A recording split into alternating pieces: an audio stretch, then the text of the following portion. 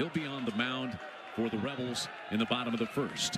But it's Kyson Weatherspoon here. Kyson Weatherspoon has been excellent all over the top three in the SEC. And first pitch swinging, Mitchell Sanford hits a shallow fly ball into left center, chased down by Jason Walk. So it's one pitch and one out for Kyson Weatherspoon, who comes in second in the SEC in earned run average. As we look at the Rebels batting lineup, Mitchell Sanford and Luke Hill coming to the plate, riding a 29-game on-base streak. What a run he's on. Furness and Utermark, Isaac Humphrey and Austin Fowler. Hayden Federico will be the DH tonight, and then Mormon. And rounding out the nine will be Luke Chang, the shortstop.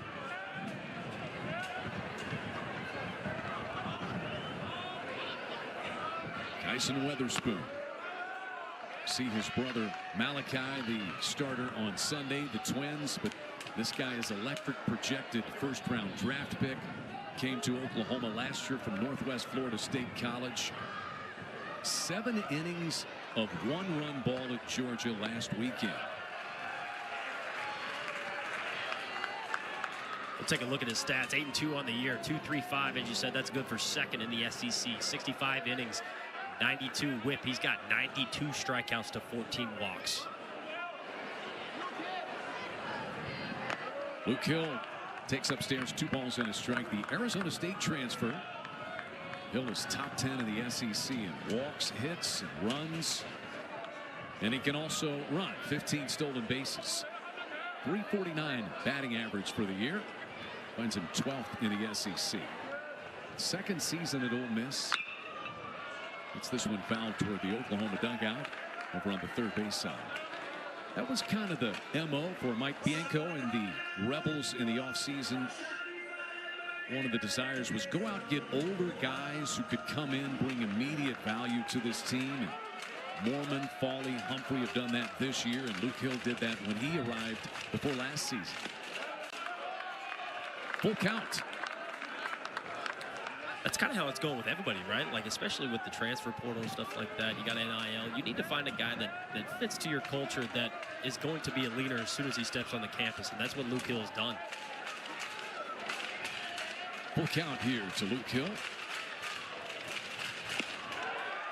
And there's strike 3 call. First strikeout of the night for Kyson Weatherspoon. That is his 93rd on the year.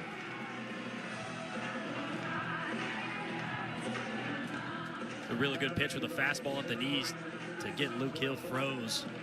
Heavy with the off speed at that at bat. Keep an eye on that, how they pitch him all night.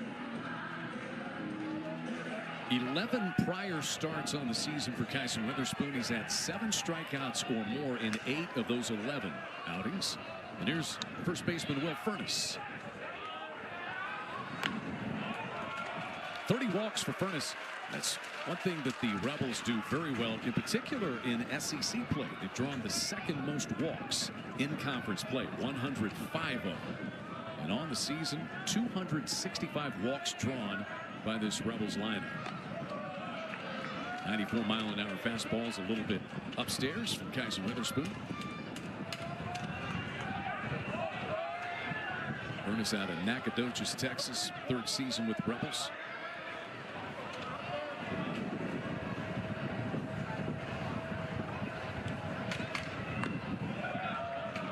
Two balls and a strike is the count. Oklahoma's defense is a little bit different tonight than it has been regularly because of injury. Get to that here in just a moment.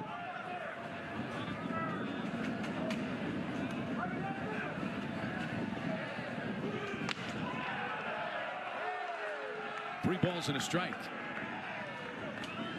At first base tonight is Mason Hamlin getting the nod down there for the first time. Mentioned that Dayton Taki had a 2-homer game in Oklahoma's series opener against Georgia last weekend. He also injured his left leg on a slide at second base in Oklahoma, hoping to get him back, expecting that he'll be back at some point this season, but unable to go tonight. And so Hamlin starting out there. Drew Dickerson starts in right field defensively for the Sooners as well, as Furness takes a 2-out walk. His 31st. And that gets Judd Utermark to the plate with his 13 home runs. That has him 10th in SEC play. This is a guy that can hit any pitch out of the ballpark. Middle in, away, heavy to the pull side, but does a good job of keeping the barrel through the zone. Got kind of I'd call it a gentle north breeze tonight. Are you with me on that one, Blake? I am. I mean, I'm no meteorologist. It has calmed down since BP. It was blowing in about 5 to 10. It's a beautiful night. At about 80 degrees here at first pitch. Utermark swings through that one. That's the cutter there at 89 on the black. He'll mix that in to get hitters off the fastball. Good pitch by Witherspoon.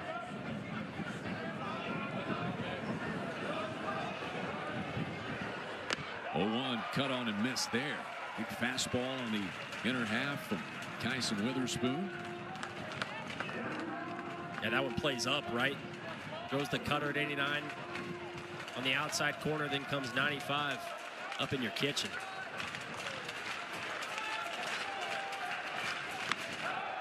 Upstairs trying to get it with Chase. No swing, says Morris Hodges, first base umpire. Clint Fagan is behind the plate. Matthew Wilbanks is the second base umpire, and Damian Beal is down the line at third. A 2-out walk to Will Furnace has kept the inning going for Judd Utermark. And Witherspoon strikes him out. 2 strikeouts in the inning for the Oklahoma ace. And a man left by the Rebels in the top of the first. Sooners coming to the plate for the first time tonight when we return. They split 2 games in 1994, and Rebels haven't been back since. No score. Headed to the bottom of the first inning. Oklahoma's lineup headed by Trey Gamble, Jackson Willits, and then Easton Carmichael, Sam Christensen in the cleanup spot. A little bit of a late shuffling in the lineup, but Jason Walker's in center field. Kyle Branch, second baseman, who had a good weekend playing against his brother out at Georgia last weekend. And then Hamlin, Drew Dickerson gets the start in right field, and Dawson Willis, the third baseman. Skip Johnson. See Easton Carmichael due up third, riding a 16-game on-base streak. And here is Hunter Elliott, who has been so good throughout his Ole Miss career. Started the national title game against Oklahoma back in 2022. Gave 2 earned runs in 6 2/3 innings. The Rebels winning that one. And he's just gone on like that ever since. What a career he's had, and this season has been no different, Blake. Yeah, 6-2 on the year, 3.83 ERA, 27 walks to 64 strikeouts. Effectively wild, but the arm angle's a little bit different. Keeps guys off balance. Like I said in the open, he's got a really good move to first base, so he's never really out of an inning. He can always collect outs. So this was that championship game back in June of 2022. What an outing it was. 6 strikeouts as Ole Miss was able to take games 1 and 2, win the 3 games series in only 2. Hunter Elliott was a big part of that. Goes to work here. Lefty-lefty matchup with Trey Gamble, one of the best in the SEC at getting on base. Gamble on base percentage .503 for the season. That is second best in the SEC. Blake, you were a left-handed hitter as well, and I suppose you still are. I am. Just checking. I definitely am. Yeah. What is it like facing it? It's kind of herky-jerky, as you said, a little 3/4, maybe sidearm. What makes it different from a lefty's perspective? Oh, the ball looks like it's coming right at you, and then it ends over the middle of the plate. So you've got to get comfortable with that, right? You got to accept that the ball's going to be coming right at your hip, and understand that if it is coming at your hip, it's going to be over the middle of the plate. If it starts away, it's going to stay away. If it starts behind you, it's going to be on the inside corner. This one turned on, driven down the right field line, but foul by Trey Gamble. 1-2 the count on the Oklahoma left fielder. Hunter Elliott said he's really worked to get his fastball back into shape. Worked a lot of bullpen sessions, video sessions, just going back and looking. You go back and think, when was my fastball really good? Go back and look at it, see if you can emulate it. And that's what he's done a lot of. So much technology has helped these guys become more efficient with their, you'll see spin rates, you'll see spin efficiency, you'll be able to slow down. The Rapsodo stuff is amazing for these guys to be able to perfect their craft. 1-2 remains the count. Gamble. Middle up and away. Gamble missed a few games for Oklahoma earlier this season, and just one of those guys, when he's not in there, you notice him even more than when he is in there, almost. Absolutely. The Sooners kind of go as Trey Gamble goes. When he seems to have an off game, the Sooners are struggling, right?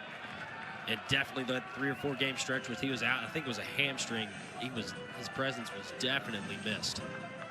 And he's got 3 baseball playing brothers, does Trey Gamble. Brother Tate plays at BYU. His older brother Cole played at BYU for 2 seasons.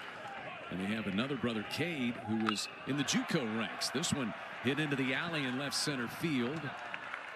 And almost misjudged out there by Isaac Humphrey, but he pulls it in. Have a late look at it there, just getting acclimated to L-Dale Mitchell Park.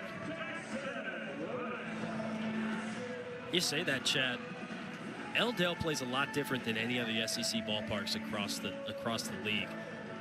Everybody's a little bit shorter.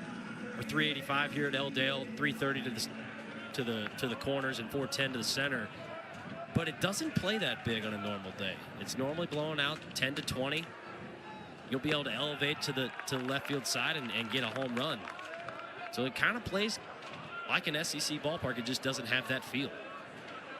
And on a day like this, it's an atypical one for this time of the year, blowing in from the north rather than out of the south toward left field. Jackson Willits takes a strike at the letters. Don't think he was too happy about that call.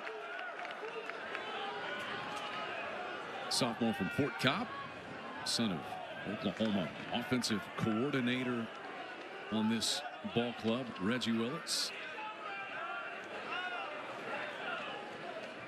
0-2 in the air to right, fairly shallow. And Ryan Mormon there to take care of it for the second out. This is what you'll see from Elliott. It's a lot of weak contact. Guys have trouble picking up that fastball. Even though it's not going to overpower you, it's hard to pick up and it gets on you quick. Good job getting 2 quick outs. Brings in the Sooner catcher, Easton Carmichael. Carmichael, Oklahoma's leader in home runs with 10, runs driven in with 45. 12 multi-RBI games for the returning All-American Easton Carmichael. He's reached in 16 straight coming into the night.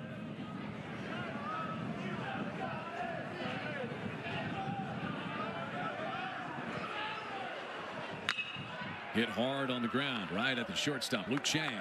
1-2-3 inning worked by Hunter Elliott, and no score headed to the second. Game number 1 in Norman between the Sooners and Rebels. 6 home runs as a ball club. That is 4th most in the SEC. In fact, it's 7th nationally, but they've even honed in more in conference play, batting .276 as a team. They are 2nd in hits with 201 and 2nd in walks with 105 in conference play alone. And they can run, not as much as the Sooners like to run, but they've been very good.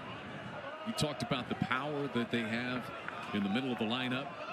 Isaac Humphrey coming to the plate has some of it. Really just an all-around great offensive team. Handle the bat well, know the zone, and do damage in the zone as well. They'll do some small ball, lay a bunt down here and there, but they've really got some big dudes that can swing it well. Kyson Weatherspoon struck out 2 in the first inning. And that fastball misses upstairs. 3 years at Louisville for Isaac Humphrey. He is a senior from Livermore, Kentucky, and went close to home to Louisville for 3 years. Hit 300 through the course of those 3 years. 18 home runs. It's a veteran guys that we're talking about that Mike Bianco wanted to bring in to make an immediate impact. Ole Miss missing the postseason in 2023 and 24 after winning the World Series, but in position to get back easily into the NCAA tournament this year. There's a strike to make it 3-1. Oklahoma just kind of reloaded after their trip to that finals. They went to the Charlottesville Regional in 2023. And then last year won the Big 12 on the way out the door and hosted a regional here in Norman. And the Sooners well positioned. You know, for these two teams, these final 3 weekends of the regular season are about potentially being a regional host.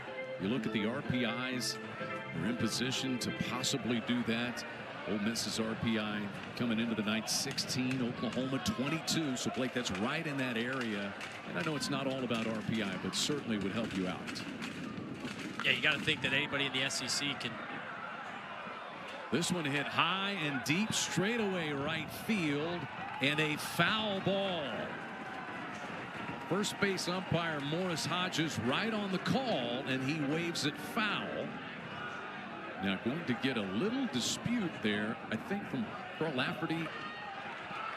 Coming out of the dugout, we see Mike Bianco. It's going to be a tough angle to see it there. Yeah, that's above the foul pole. Humphrey hits this ball a mile in the air. He kind of backed it up, too. I think all he's asking is, hey, would you guys take a look at it? And it appears as though they will. Now they're huddled up. You see the 25th year head coach of the Rebels, 8 super regionals, national title in 2022, 18 postseasons.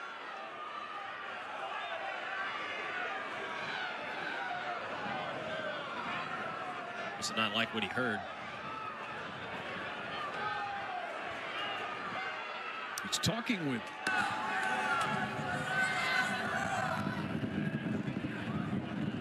the rule of foul ball on the home run is under crew chief review. So the crew chief is reviewing it. Maybe that's what the discussion was. Mike Bianco didn't really want to use his own challenge on that one, and the umpires have agreed they're going to look at it themselves here. Yeah, I think you're right. Or have it looked at by the Central Replay Review. I think that's what Bianco was expecting going back to the dugout, then heard something. Whoa, whoa, whoa, hey, I don't want to use a challenge here. I shouldn't have to use exactly. a challenge on that. It's going to be hard to tell, though. We'll get a look at the best replays that we have, but these have always been difficult. I mean, it's kind of an arbitrary line that shoots up into the sky to be able to tell that. You see Skip Johnson looking on as well. And of course, that ball is well above what we can see on that. From this angle, you see the I'll call it the net holder, the big green pole in the middle. It kind of crosses that, but it could have hooked at the top. Trying to get a look at it via the Hawkeye review system. After review, the ball is foul. As a crew chief review, Ole Miss still has 2 challenges. So there you go. Clint Fagan, our crew chief and plate umpire tonight.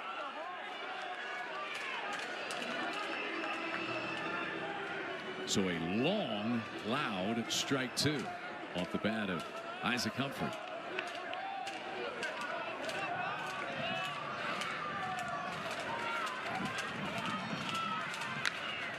In the air to left field. The wind is blowing in tonight, so it's a fairly routine play for Trey Gamble for the first out here in the second.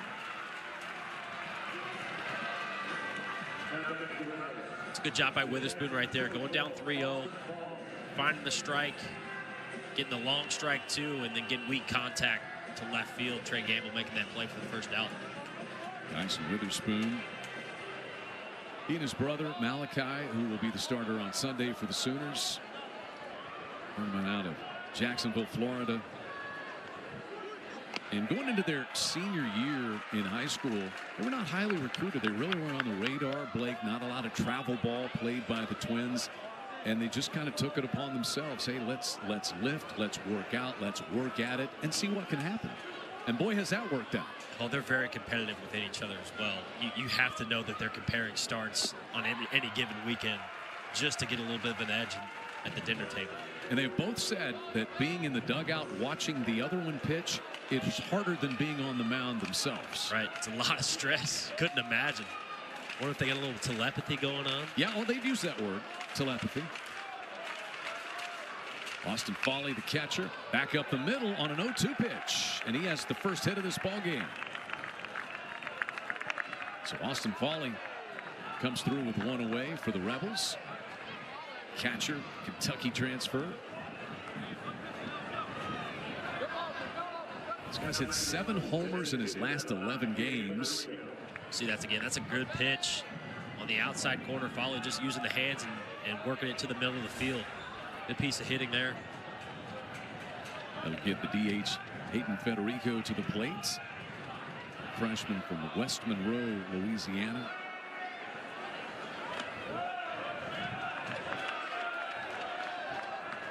.96 miles an hour with the fastball. Control not on point yet, would you say, from Kyson Witherspoon? Yeah, it's a bit uncharacteristic for him, right?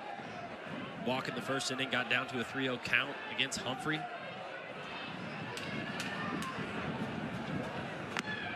Federico couldn't hold up, went around. Count is even at 1-1. Even Federico was a dual threat quarterback in high school. West Monroe High School there in Louisiana.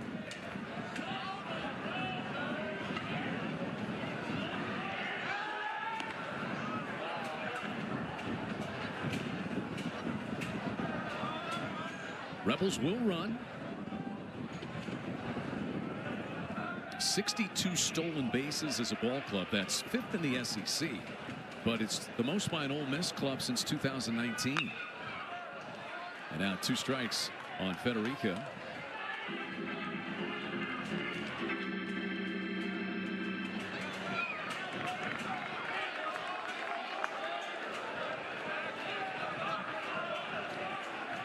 Foley has not attempted a stolen base this year.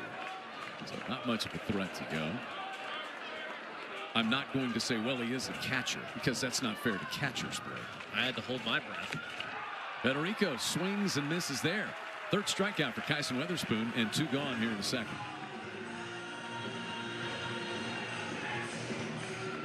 Get another look at this one. This is a fastball at 97. Carmichael sets up on the black.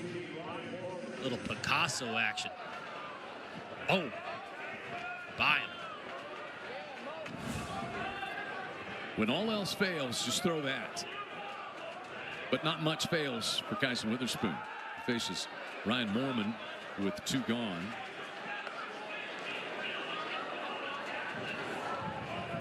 Mormon, an Illinois transfer, 19 home runs there last year. 128 career games with the Illini.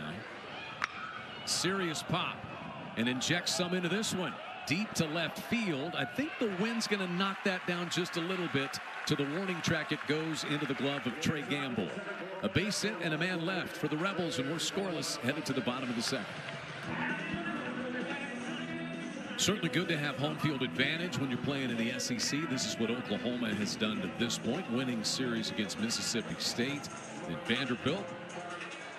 Ole Miss this weekend, and they've got the Red River rivalry getting renewed beginning on May 15th with the Longhorns. Texas this weekend taking on Arkansas. Razorbacks won 9-0 last night. Even the Texas pitching staff not immune to many of the offenses around the SEC. But Blake, so important to protect your home field, and you're going to lose 1 or 2 here or there. But if you can come out of the regular season winning 4 or 5 series at home and stacking up some wins, it's a huge feather in the cap. Right, 100%. That and avoiding a sweep. You get one, you give one kind of thing, right? You have to be able to play at home. You're not going to go into many environments that are comfortable for you. Into the shift, Christensen rolls out. Luke Chang, the shortstop, was over there on the second base side, and he's the one that made that diving play. The shift was on for the Rebels there. Love watching Chang play shortstop. If you're a young player watching this broadcast, watch Luke Chang. Can really pick it. Good arm, can throw from any angles. He's going to be fun to watch this weekend. Jason Walk, the batter, Sooner center fielder, in from the right side. Having a very good year. All kinds of speed, but he has shown the power flash this year. 7 home runs for Jason Walk.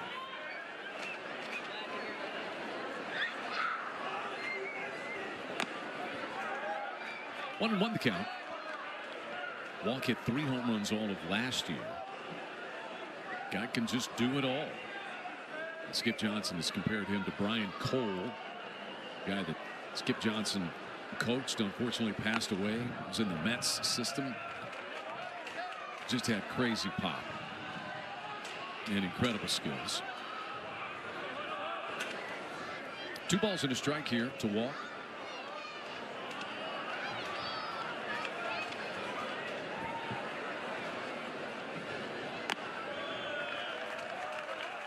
I say compares him to Brian Cole. He has similar skills to Cole. Cole like 6'5". He was not. That's just it. That's just it. He was about Jason Cole's size, maybe a little bigger. Jason Walk. That one comes up and in on him, and he'll head to first base.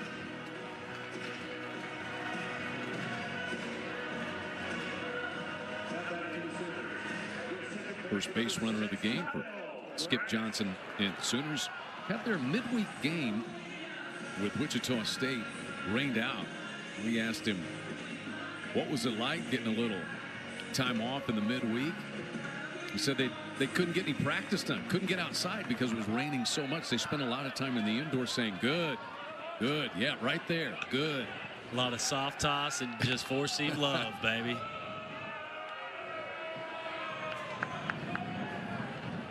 Walk is a threat to go. Always preferred hitting in the cage, Chad. Why's that, Blake? It sounds so much better. It sounds so much louder. You were an All-American in the cage? Oh, yeah. Oh, no, that hack attack tore me up.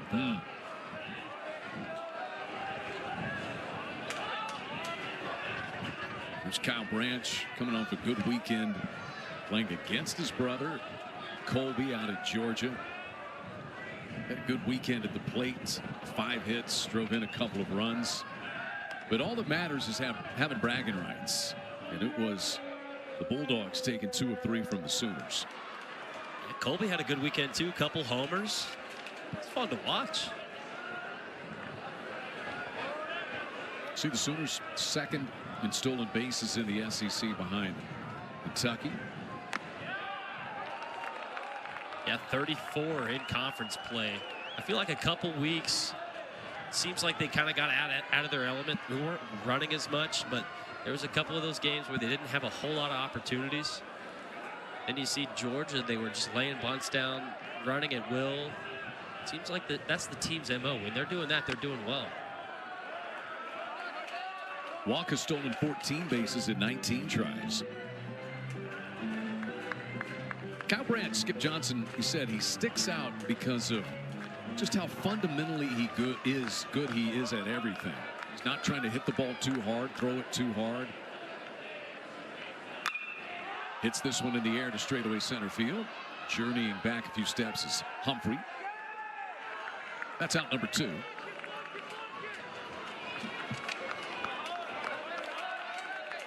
Yeah, it's so hard for a freshman to come in and see the game slowed down, to see what Kyle Branch has been able to do this year.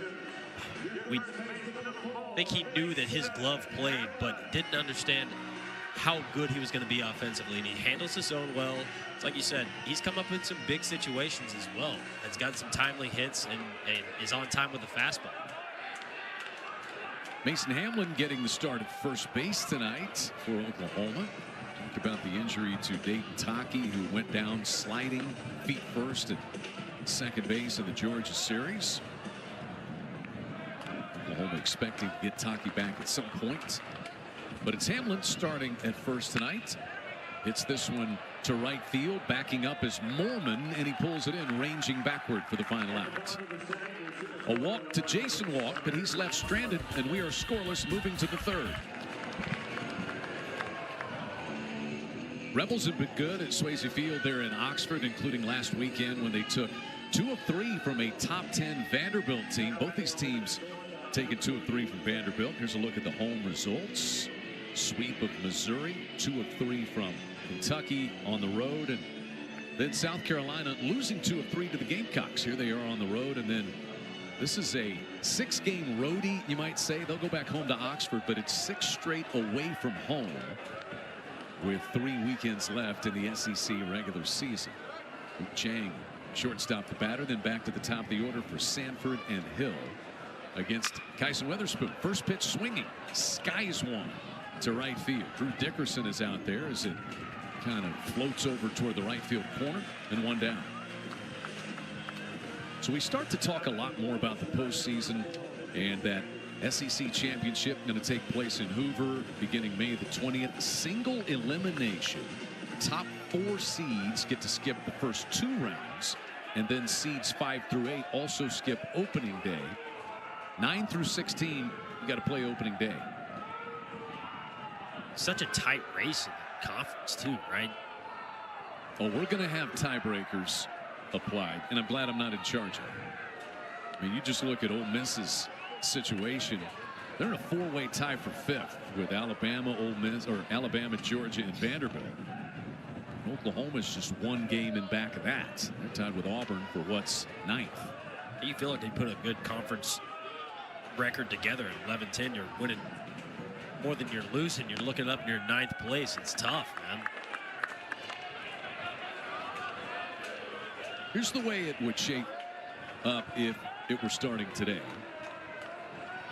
It's Oklahoma would be one of those teams having to play on opening day, and Ole Miss would get the opening night off. Still a long way to go. I mean, there's still 9 games for these teams to play in league action. Who knows what it's going to look like? As Mitchell Sanford fires one out of play. Count is 2-1.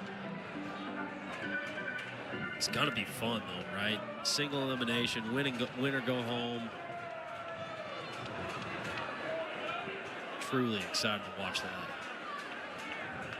Sanford flied out to Jason Walk in center field his first time. 3-1 the count to him. Coming into the night, 12 SEC teams were in the top 30 of the NCAA RPI, including both of these teams. These 2 teams are both in the top 22 of the RPI.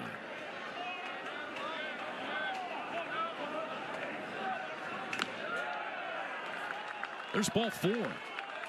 That's 2 walks now by Kyson Witherspoon on the night. Walked Furness in the first. He's given up a hit and a pair of walks. Just not as sharp as he's been in most of his starts, at least to this point. Yeah, I don't know if it's a release issue. Maybe he's trying to do too much.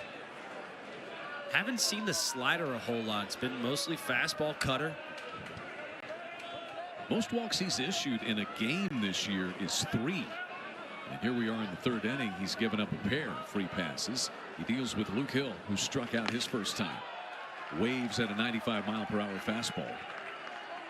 Hill struck out looking, trying to extend his consecutive games reached base streak to 30.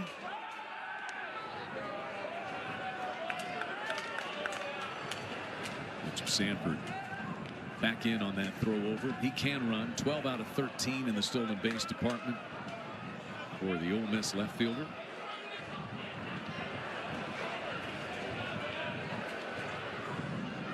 There he goes. Pitches upstairs and a good one to throw. It's right on target and he's out. Easton Carmichael guns down Mitchell Sanford for the 2nd out of the inning. And only the 2nd time in 15 tries that Sanford has been caught stealing. Sanford gets a really good jump off a high leg kick from Witherspoon. Carmichael just better on this one. Gets the fastball up. It's easy transfer. Throws right on the money. Branch did a nice job keeping the tag down on Sanford, collecting the 2nd out. So it is 2 down, bases clear, and a 1-1 count here on Hill. Just kind of flicking that one foul. Good solid crowd at L. Dale Mitchell Park tonight. Still rolling in. First of this 3-game series. Afternoon games for the final 2.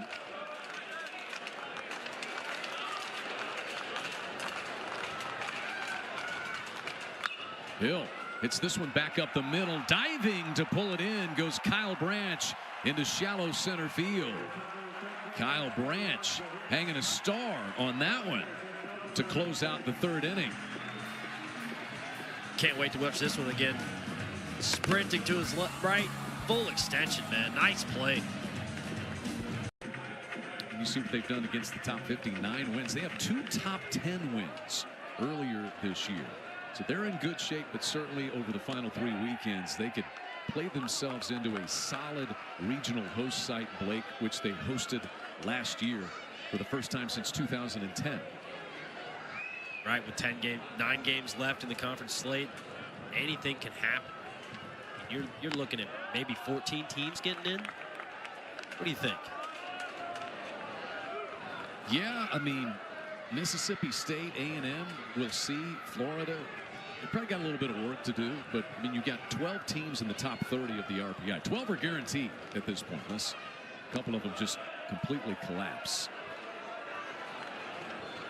And you never know. You can make a run. I will say this, though, you know, if you have to play on opening day in Hoover, it's not as bad a journey as you might think because it's single elimination. You know, you're not going to fall into a loser's bracket, have to play extra games. Now, to win 4 straight, get there to the championship game if you have to play opening night, that's going to be a challenge. It is, right? But you don't have to find a guy to start the game. You're not using openers. The bullpen's not as taxed on the 3rd or 4th day. It's almost like a weekend series with an extra game. Right. Throw your Tuesday guy in there. And there you go. Drew Dickerson here for the Sooners. 1-2 count. That's fouled off. Fastball living in the low 90s tonight for Hunter Elliott. Man, what a good resume he has. He's developed into a leader. A lot of his teammates listen to what they have to say about him. These are some guys that have been around a little bit. Connor Spencer and others who have talked about the impact that Hunter Elliott has had. He's a loose guy, but holds others accountable. That's what makes great teams great. Guys that police themselves throughout in the locker room, right? The coach doesn't have to be the guy to be the bad guy. Let's bring everybody up, bring everybody along. Let's get our work done, go win baseball games. That's what Hunter Elliott's been doing. He's proven to win big games, and that experience speaks wonders. He sounds like a young Blake Brewster to me. You were that guy, loose but holding everybody accountable. There's strike 3 called.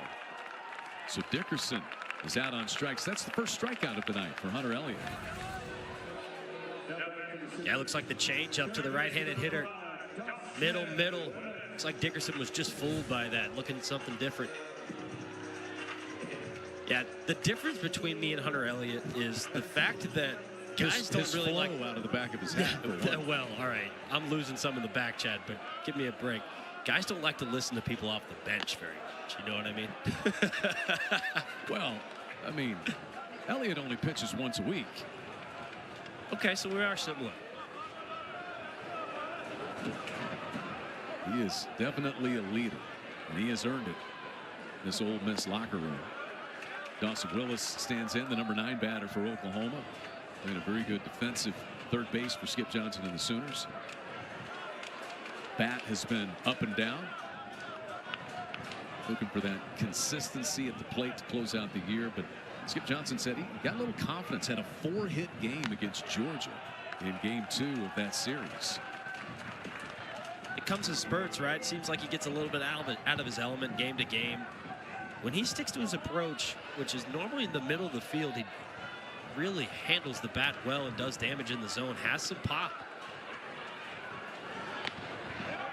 Strike 1 to Willis. Sooners have had 1 base runner.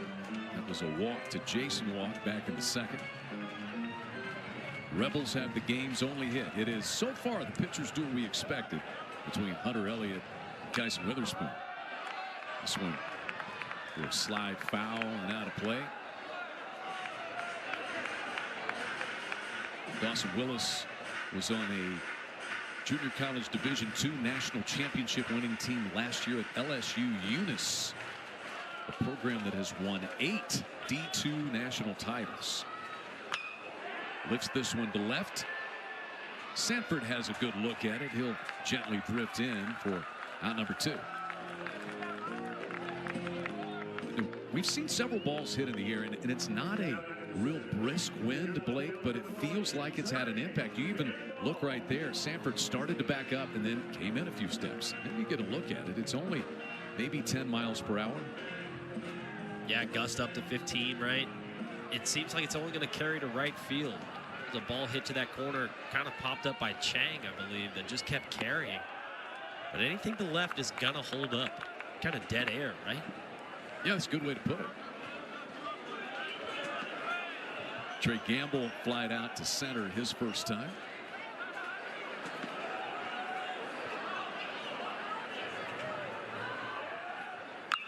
Pulls this one to first. Easy play for Will Furniss. He says, I got it. And he does. 1-2-3 inning for Hunter Elliott. He's worked 2 1-2-3 innings in the first 3 of the night. And you know, it's that, you know, the thing about what makes him is it's elite stuff, and it's for 100+ pitches. And so, you know, we've gotten some good swings off him. Unfortunately, wind's, you know, gushing in from left field, and you know, we haven't gotten anything to show for it, but some good swings. But we got to try to run that pitch count up. The best way to beat him is get him off the field. 100%. What about what do you think about El Dale? Does it play differently than normal ballparks in the SEC? You know, it's hard. You know, we've played a couple innings, so it's kind of tough to say that. But you know, the reputation is the wind is a little crazy, where it'll be blowing in one day, be blowing out, blowing across. But you know, it's a good surface and a good ballpark. They've got a really good atmosphere tonight. But as far as the ballpark itself, you know, we'll let you know after a couple days. That sounds good, Coach. We appreciate you joining us. All right, guys, appreciate you. There's the head coach of the Rebels. We appreciate Mike Bianco spending a few moments with us. 25th season at Ole Miss, as his Rebels go back to work against Kyson Witherspoon. How would you try to approach this guy if you were at the plate against Kyson Witherspoon, Blake? Close my eyes and hope it's fastballs down the middle. That's better than I've got. Will Furniss takes this pitch downstairs. He drew a walk his first time up. Furniss, excellent eye at the plate. 31 walks.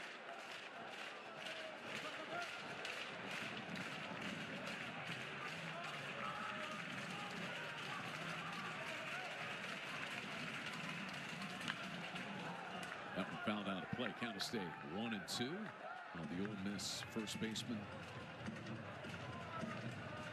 SEC action tonight heating up. Arkansas and Texas are playing their second game, and then you have the openers for Auburn at Tennessee, Alabama at Vanderbilt, LSU at Texas A&M, Kentucky at Mississippi State. You got Florida at South Carolina, and Georgia is at Missouri. Give you the scoreboard a bit later on, but those are the matchups that we're keeping an eye on.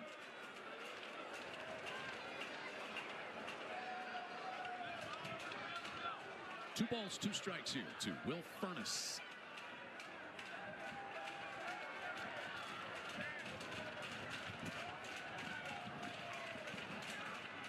Out in front of that one, and Kyson Witherspoon rings up another strikeout.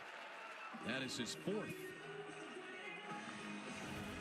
This is what he's been missing all night. This is going to be an over-the-top breaker, dotted up on the black, kind of backed up on him, but gets Furniss way out front.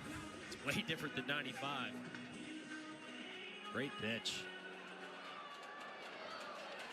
Kyson Witherspoon has given a pair of walks and a base hit. He struck out Judd Utermark to close the first. Deals to him here. Fouled off. Man, that rung the bell of our plate umpire, Clint Fagan.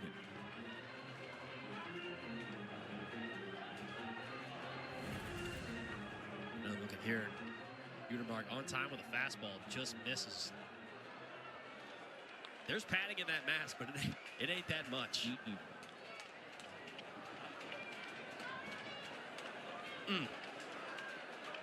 Now his partners from down the line are going to come and have a word with their crew chief, Clint Fagan. That's Oklahoma trainer Melissa Hampton, out just to make sure.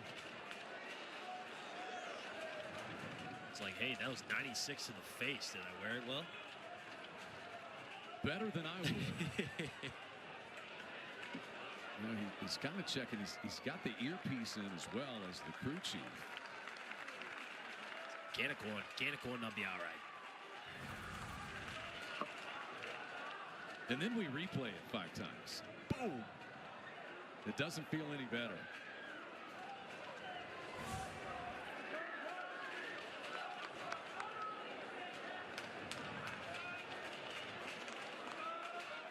Utermark, serious power. He puts on an impressive display in BP, Blake. He really does. Tall, great build, long levers. And I think the pink bat gives him +5 power. Agreed. junior from Charlotte Christian High School. Played sparingly as a freshman in 2023, then got into the lineup regularly 27 starts last year. But this year he's been a breakout. 13 home runs, top 10 in the SEC. One hopper backhanded by Jackson Willits. Just ahead of the final stride of Utermark, second out. Good job by Willits there in the hole. Utermark runs well for a guy at 6'4", 6'5". Had to be efficient. Isaac Humphrey, the batter, will miss center field.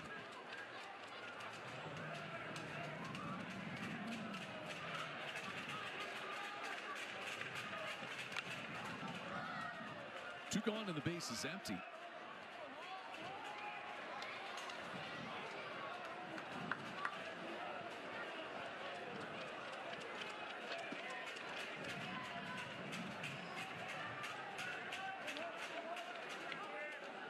Witherspoon settling in. And the 0-1 is a strike. Say he went around. No appeal there. Plate umpire Clint Fagan just rung him up, and the count is 2 strikes and nothing on Isaac Humphrey. Humphrey's hit 9 home runs. Rebels have clubbed 86 as a team. That's the 7th most in the country. And that one hit him. Well, just as we said that Witherspoon was looking a little sharper maybe in this inning. That's the 3rd free base runner that he has given Ole Miss tonight. 2 walks and a hit batsman. Yeah, he's just trying to establish the inside part of the zone.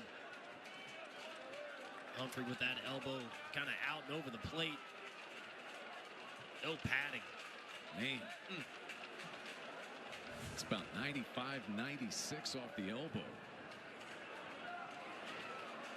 I'm okay. I think I'm okay up here. Kyson Witherspoon 0-2 counts on all 3 batters here in this inning, but then hits Humphrey and faces Fawley, who has the game's lone hit. Base hit back up the middle.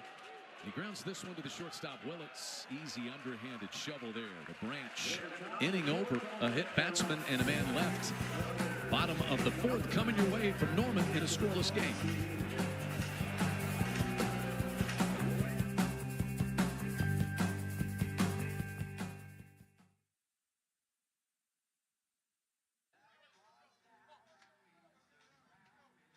So these are just 2 questions and out. Yeah, my bad. Good point. Good point. Yeah, we talked to Skip yesterday, and he said they were in the indoors. It rained as well this morning in Norman from about 8 a.m. until 1 o'clock or so. Helps to have turf. But you spend a lot of time in the indoors. That gets old quickly, does it not? What, you like the indoors, as you said? No, not in season. I mean, I do. In season, you want to be out in the field and perfecting your craft, getting extra ABs, stuff like that. But it's definitely a challenge. Jackson Willits to the plate.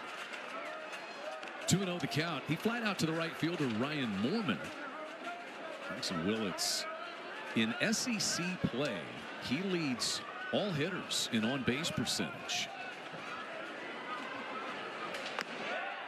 Really a mature sophomore season that he's had, and one thing that Skip Johnson has certainly praised him for has been his leadership. You know, a vocal guy that's right in the middle of keeping his teammates honest, so to speak. Pulls this one into left field, and he has Oklahoma's first base hit of the night. Leadoff single for Jackson Willits in the bottom of the 4th inning.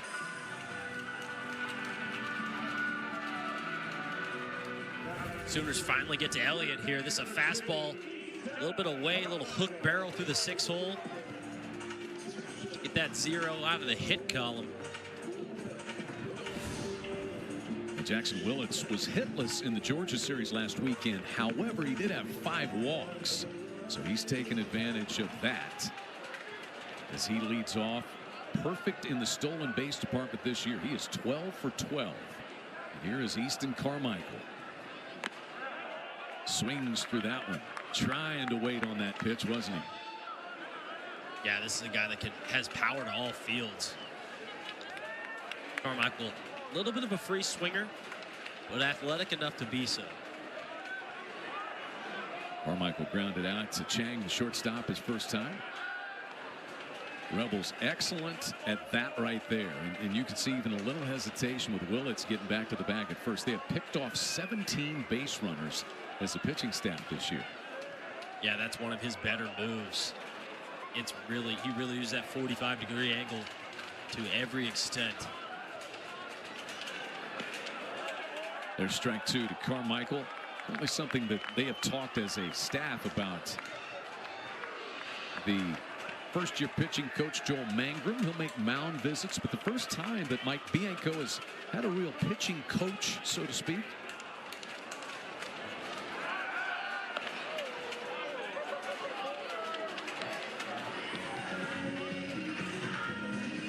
It's another good one over to first. Easton Carmichael has reached base safely in 16 straight games.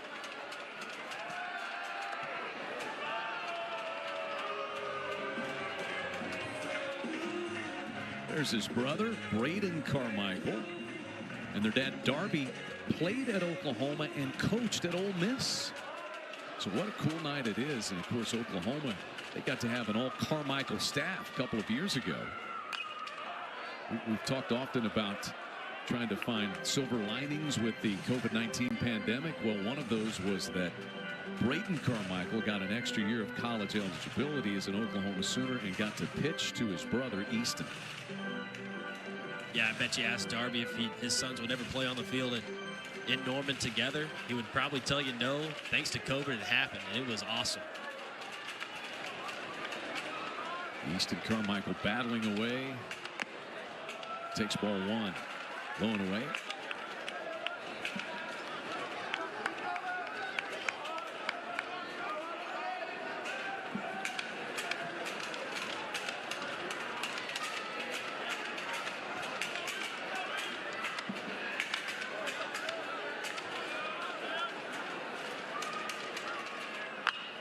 Hard hit ground ball. Circling it is Chang, the shortstop. His only play is going to be to first base. So Willits is able to move on down the line to second on the Carmichael ground out. And the Sooners have their first runner in scoring position of the night. In fact, it's the first man in scoring position for either team so far. Good job by Chang there. Slow roller coming at him. Checks the throw to second base and in motion. Finds his target. Makes a strike over to first base for one out. Here's Sam Christensen. Grounded out to the shortstop Chang his first time. 43 walks for Sam Christensen, third most in the SEC. Throw in behind Willits, and it scoots on into center field. Willits charges to third as Isaac Humphrey comes up with it in center. I couldn't tell if maybe that glanced off of either Willits or Luke Chang. The shift is on, making this little pickoff a little more challenging, Blake. Yeah, this is tough. Chang gets a good break on it, but it does look like it clips the heel of Jackson Willits. Get a little ricochet. Got to find a way to capitalize right here. Runs are at a premium. So now the shift is still on, but they bring it way into the Rebels. Utermark was basically playing shallow right field, and now you see how far he has come in. A definite different defensive look. Well, that was a hard 60 coming into the skirt, wasn't it? And strike one dealt. Nothing is going to phase Hunter Elliott, though. He's been there and done that. And remember, after that 2022 season when he started the national championship game, he made 2 starts in 2023 and then had elbow surgery and was unable to pitch in 2024. You go through all those things and little things like a man at third with the shift on. That doesn't faze you very much, Blake. Not at all. His demeanor doesn't change. Gets a get me over breaking ball for strike one. Knows he can get strike one, and now he can go to whatever he wants. This is pulled foul toward the Rebels dugout. Neither team has a base hit with a runner on base. Those have been hard to come by. Sooners have had just 2 runners on. Rebels have had 4. Each team with just 1 hit.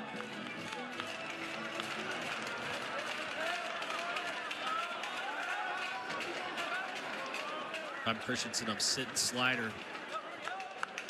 Went to it 0-0, then 1-1. Move that hit spot out. Way up and in. Willits dashes back to third, and a 2-2 count now. Just a waste pitch there. I really think he likes the slider to Christensen, left on left.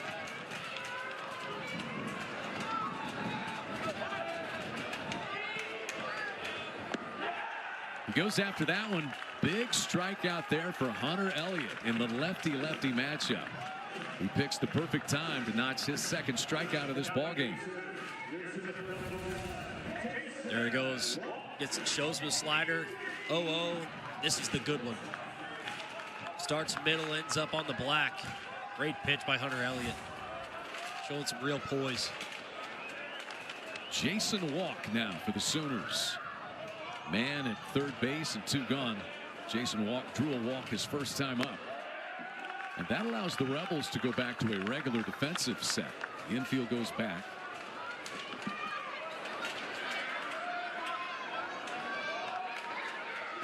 Willits led off the inning with a base hit. Went to second on a ground ball, and then to third on the throwing error that went into center field by Elliott.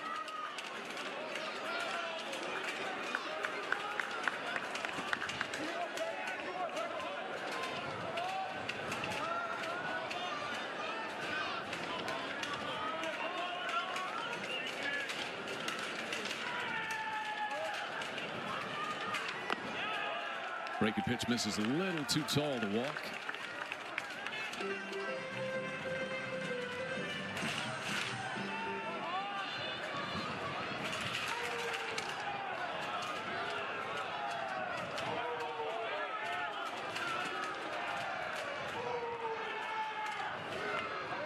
That one fouled off up the first base side. We'll do it all over again with a 2-2 count.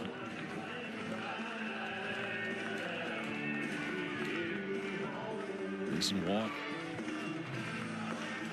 even though he has shown the power surge with the 7 home runs this year, speed is his game.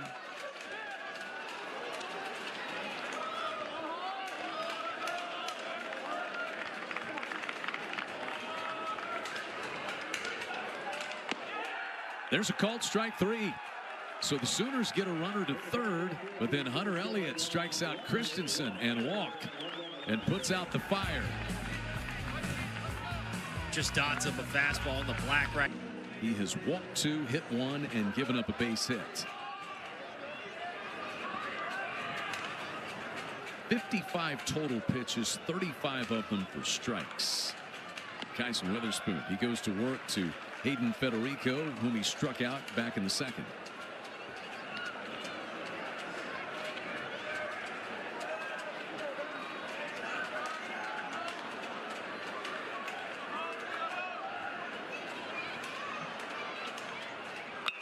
One is pulled foul off the net back screen above the Rebels dugout. Kyson Witherspoon, Malachi Witherspoon, the twins, who will start games 1 and 3, and in between Cade Crossan will be the Oklahoma starter in the Saturday matchup. Rebels starting rotation: Hunter Elliott, Riley Maddox, Mason Nichols, all with experience pitching on that College World Series winning team. And Witherspoon able to fan Federico for the 2nd time tonight.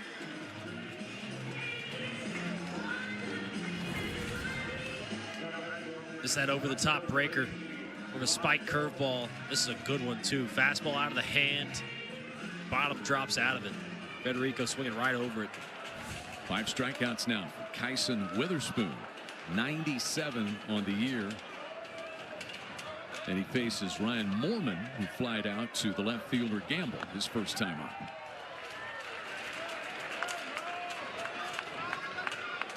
Both these teams have had to absorb a little tough injury news here in the last week. We told you about the injury to Dayton Taki, the Oklahoma first baseman. He went down in the Georgia series, but they expect him to be back.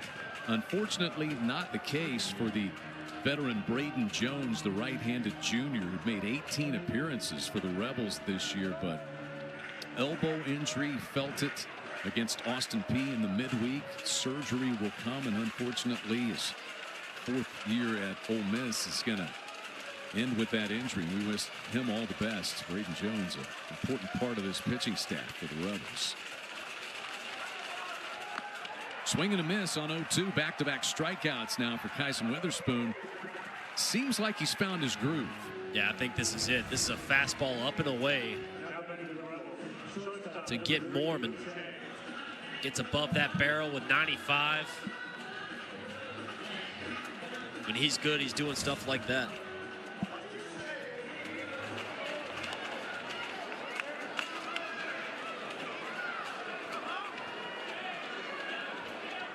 Here is Luke Chang. He flied out to right field his first time. Strike one comes right through there.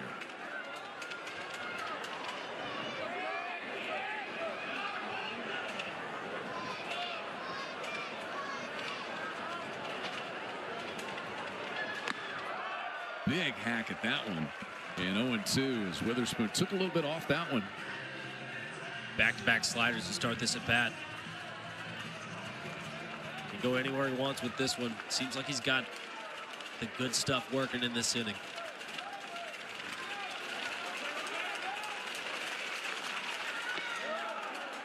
That one just a bit down and away. Pretty good miss pitch, would you say there? Yeah, expand the zone into the left-handed batter's box. See if he can get a chase. Maybe fastball in.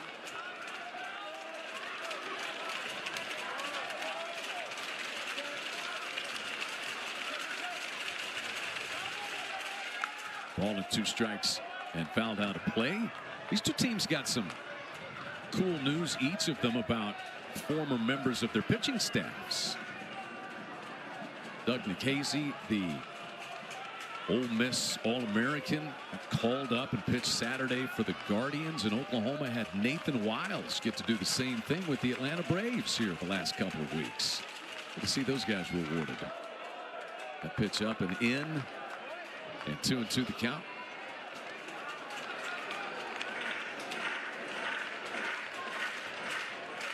Now Wiles up to 95, 96 now. Wow. He was only 88 to 91 when he was here. Fortunate to play with that guy.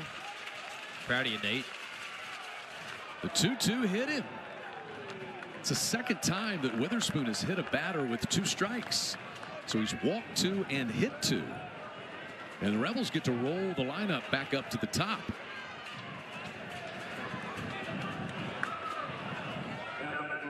And it's been the fastball both times that have gotten away from Kyson Witherspoon. Yeah, seems like the handbrake was a little bit late here. That arm just lagging behind, leaving it up and away on the arm side. See where it gets on here. Kind of tricep area. I don't know. It's still 96 doesn't feel good. I can't break it down. Pick a spot. And he hits back-to-back batters as Mitchell Sanford gets plunked, and he's been on base twice now. He's walked and been hit by a pitch.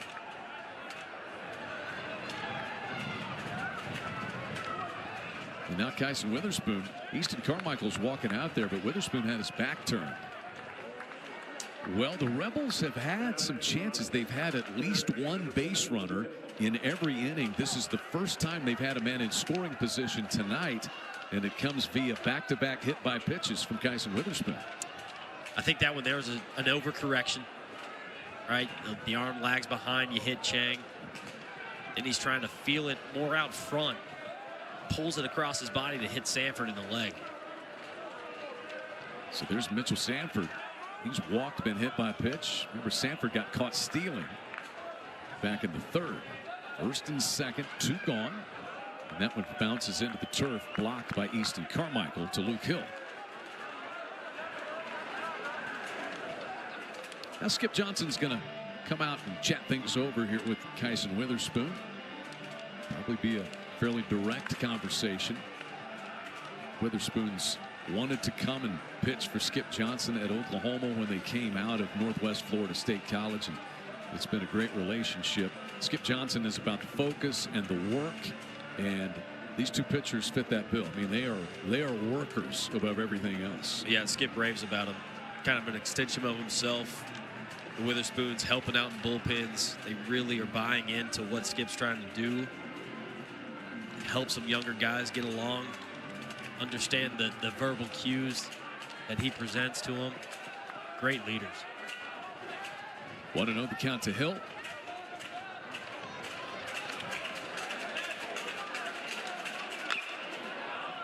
That'll even things up. Luke Hill, 37 walks, 59 hits, 52 runs, finding him in the top 10 in the SEC in all of those categories.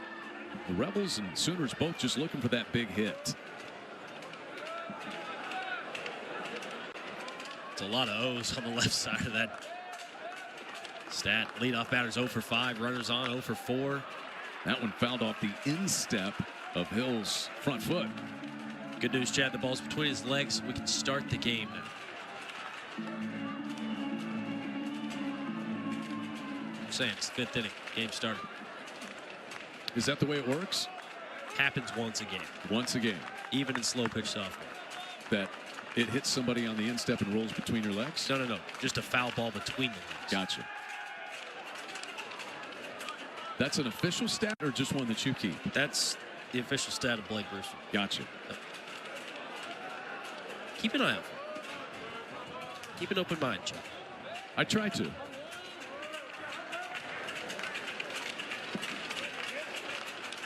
Opportunity here for the Rebels. Who's going to be the first team to take advantage? This in the air, shallow center field. Walk races in, but going back is the second baseman, Kyle Branch. And the inning is over. Back-to-back hit batsmen are left stranded, and we're scoreless halfway. 8 strikeouts from Zach Root last night. They're hitting .319 as a ball club, are the Razorbacks. They took game 1 9-0. Carson Bowles hit a home run for Arkansas last night. Chad McKee, Blake Brewster with you from Elldale Mitchell Park, where it's an old-fashioned pitcher's duel. We say that a lot, but there'll be some hits and some runs scored these days. You call that a pitcher's duel? No, this is a pitcher's duel. Each team has 1 hit.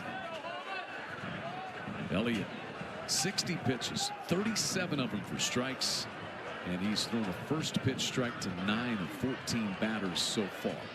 Works to Kyle Branch, showing bunt. You like that idea by Kyle Branch there? Yeah, I do.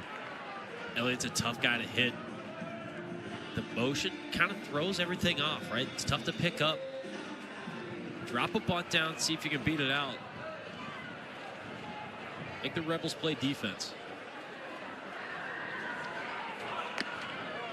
Branch takes the strike. 3-1 now.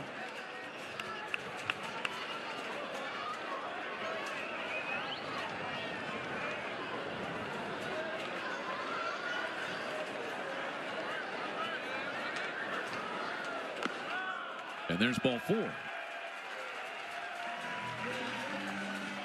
Just the 3rd base runner of the night for Oklahoma. And the Sooners have had the leadoff man aboard in each of the last 2 innings. They had the leadoff single by Willits, who eventually advanced around to 3rd but was left stranded in the 4th inning. And now Branch reaches to start the 5th. Mason Hamlin batting for the 2nd time tonight. Flied out his first time up.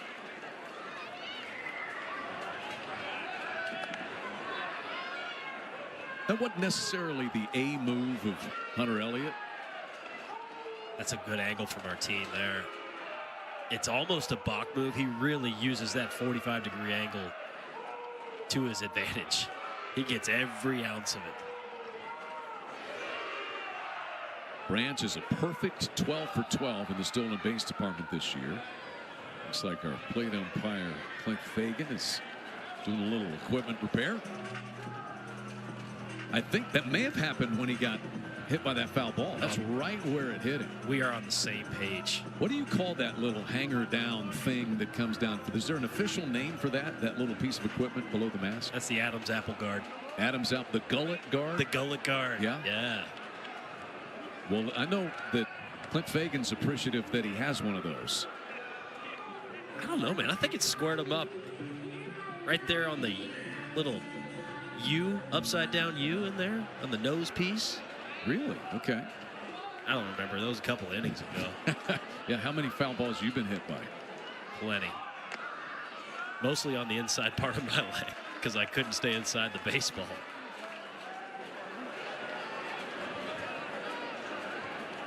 Big opportunity here for Mason Hamlin, getting the start at first base tonight. His first start, 12th game in which he has appeared. Hamlin 3 for 7 on the season coming into this game.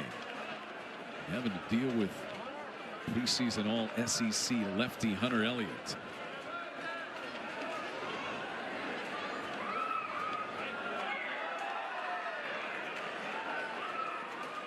Hamlin had a good swing off Elliott back in the 3rd inning.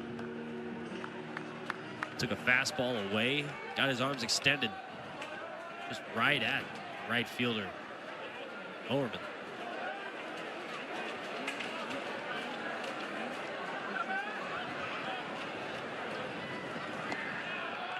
Three and one now to Mason Hamlin. So Elliott growing closer to back-to-back walks to start the 5th inning, dealing with the lower third of the Oklahoma lineup here.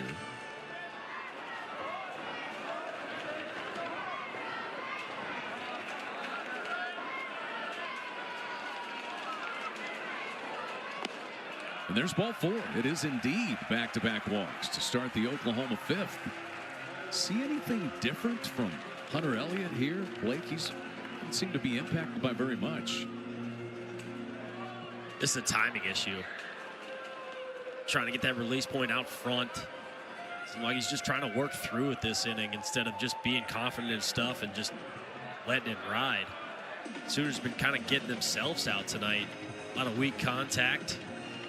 Joe Mangrum, the first-year pitching coach of the Rebels, out for a visit. And the infielders get in on the conference. In the meantime, the Sooner offense huddles up with Reggie Willits right here over on the third base side. Reggie Willits, big leaguer and a big league coach as well. Jackson, of course, the starting Oklahoma shortstop, and Reggie Willits' younger son, Eli, projected 1st-round draft pick out of Fort Cobb here in Oklahoma. He's an Oklahoma commit, but likely not to see a Sooner uniform, except for the publicity photos that you put on Instagram and on the website. I'm gonna miss watching him take BP. Yeah, he's putting balls over the scoreboard with a wood bat. Kid's good. Here's Drew Dickerson for Oklahoma. Struck out looking back in the 3rd. Second time the Sooners have had a man in scoring position. Dickerson, as you might imagine, going to show bunt. Pulls this one. Well bunted to 3rd, scooped up by Hill. Everybody's going to be safe. It's a bunt base hit for Drew Dickerson, and the bases are loaded with nobody out. You could not have rolled that out there any better, and Dickerson knows it. Oh, this is a beauty. Only place to go is down the 3rd base line, and he gets it almost on the dirt. Runs well, Dickerson. Nice job. So it is walks to Branch and Hamlin, a bunt hit by Drew Dickerson. Nobody out with the bases juiced for Dawson Willis.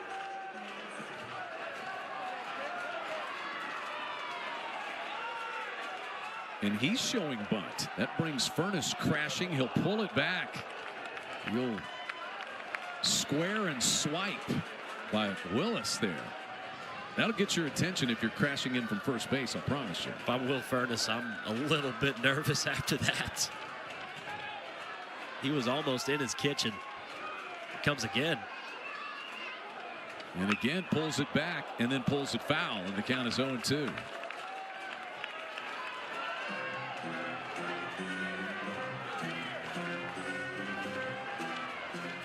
Really like the slash call. Get your eyes focused on the release point, and then you're athletic, right? It kind of takes the guess out of it. If it's in the zone, you go after it. You see Willis is 1 for 6 with the bases loaded this year. He slams another one foul. 90-mile-per-hour fastball that time from Hunter Elliott.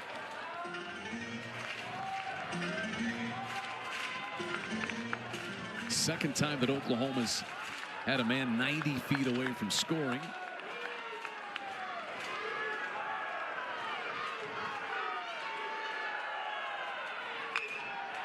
On the ground to the shortstop, Chang. The Rebels will not turn the double play, and the Sooners will scratch out the first run of the night. It'll be an RBI groundout for Dawson Willis, who's safe at first base, having given his team a 1-0 lead. Good job by Willis there, just getting the ball in play. It's kind of a slow roller. Chang did a nice job on the feed, but Willis runs extremely well, beating the throw out at first base. So the first walk, that old leadoff walk, comes home to roost for Oklahoma. And the Sooners take a 1-0 lead. And Austin Foley, the catcher, out to chat. Oklahoma runners at first and third as Kyle Branch scores. Mason Hamlin down at third. Dickerson cut down at second base. Yeah, if I'm following, I'm just telling Hunter Elliott, hey man, one pitch here, ground ball, we get the offense back in. What do you like? What do you want to go to get weak contact on the ground?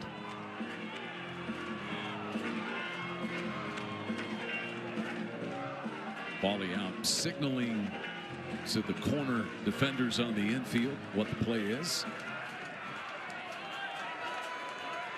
Dawson Willis driving in another run. He's driven in 6 in his last 5 games, and he's the man over at first base now for the Sooners.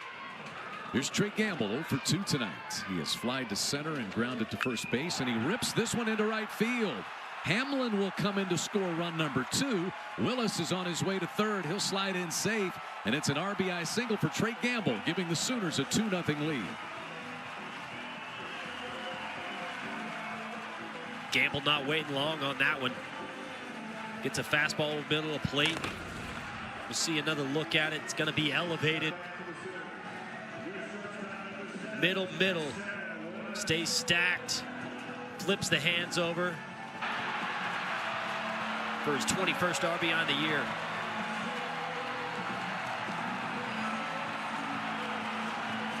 Crowd is energized at L. Dale Mitchell Park. The home team has grabbed a 2-0 lead off one of the best pitchers in the country. The Sooners have 2 hits in the inning. The man who has their other hit tonight is at the plate. That's Jackson Willits. He singled back in the 4th. Great job. Great job by the bottom of part of this lineup. 2 walks. Branch, Hamlin, Dickerson laying a great bunt down the third base line to flip this thing over. Got first and third, 1 out. And Willits pushes this one foul. Both of the runs that scored reached on walks to start the inning. It was back-to-back walks. Branch and Hamlin, they both scored.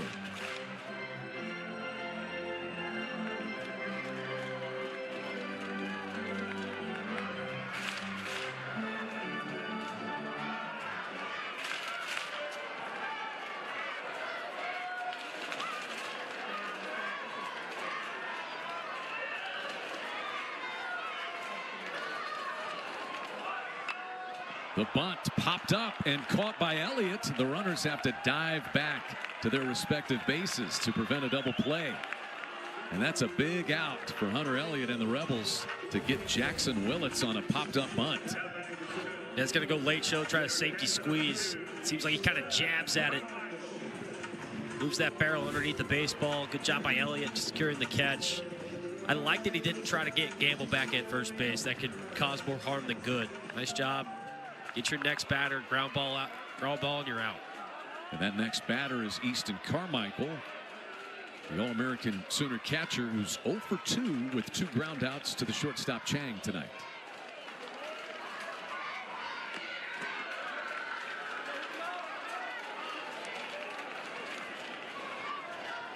Hunter Elliott had allowed just 1 hit prior to this inning. He's given up 2 hits and 2 runs. But it's the walks that have really cost him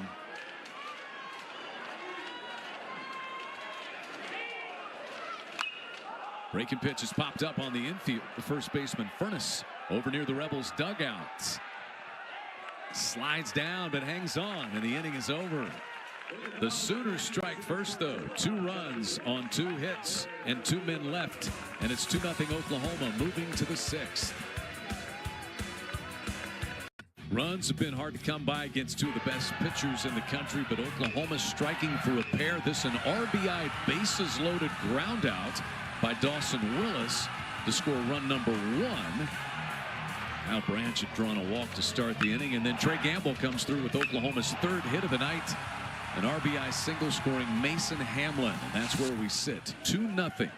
Back to the mound goes Kyson Witherspoon, who has hit 3 batters in this game. He's walked a couple, but he's only given up 1 hit. Rebels had 2 men aboard in the 5th, but could not get to him.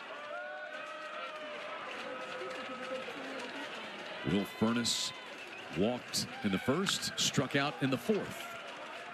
And he's down in the count 0-2 against Witherspoon. He's trying to cut this lead in half. 2 really big swings, on time with them both. I like watching this guy hit. He's powerful.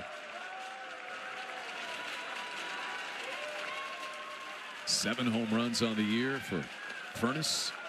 1-2 the count on him. His dad Eddie, a legend at LSU. He's in the College Baseball Hall of Fame. Went there back in 2010. Will hit 9 home runs a season ago.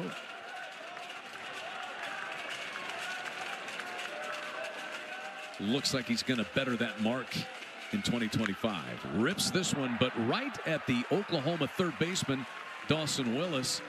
Not a complete shift, but certainly further towards second base than he would typically be, would you say, Blake? No, really good position. He's in the 6th hole, almost a shortstop position. Great swing by Furness, on time with the fastball yet again. Any other time of day, that's a knock. Here's Judd Utermark, 0 for 2 with a strikeout and a ground out tonight. Bounced this one 3rd base way. Utermark leads this team with 14 multi-RBI games and the 13 home runs.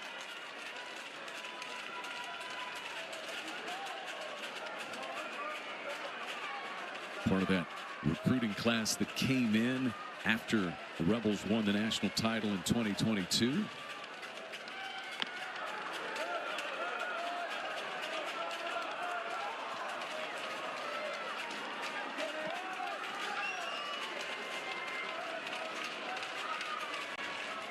Not your prototypical second baseman.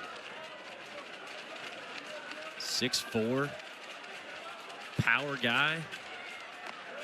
Plays the position extremely well, though. 2-1 the count to Utermark.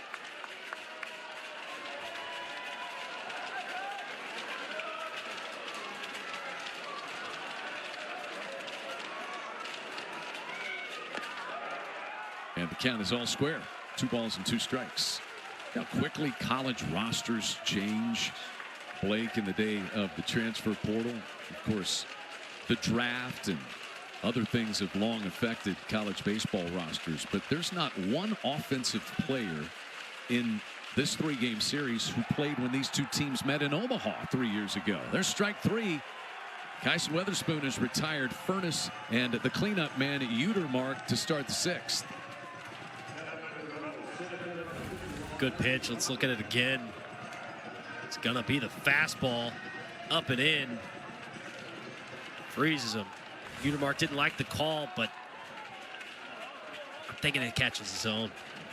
7 strikeouts for Kyson Witherspoon tonight. 99 for him on the season. He goes to work against Isaac Humphrey.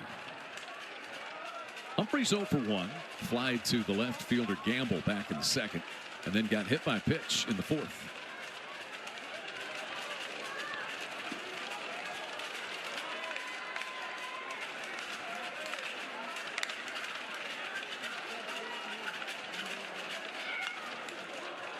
That'll square things at a ball and a strike. Still a lot of gas in the tank for Kyson Witherspoon. Just over 80 pitches.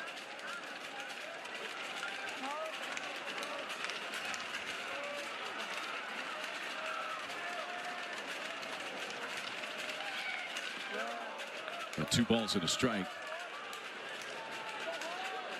Oklahoma 4.40 as a staff, the earned run average, but Kyson Witherspoon is second individually in the SEC with a 2.35.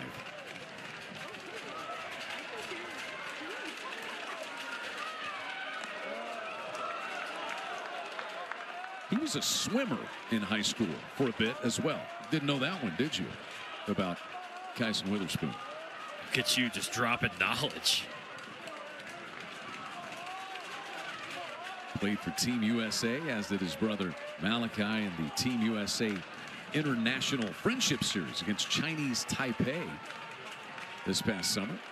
And there's ball 4. Isaac Humphrey is aboard for the second time tonight. Though he has been very good, Kyson Witherspoon has not had a traditional 1-2-3 inning tonight. Now, he faced only 3 guys back in the 3rd inning, but he gave up a walk and then had a runner thrown out stealing. So the Rebels have had base runners in every inning, including with 2 outs here in the 6th.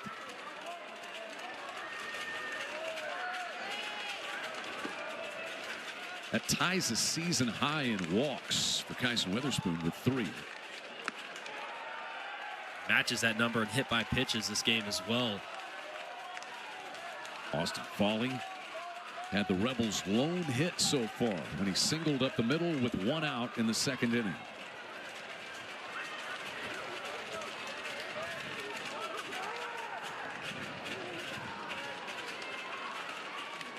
It hasn't been clean, but he's dealt with the adversity extremely well. When he's needed to make a pitch, he's made the pitch.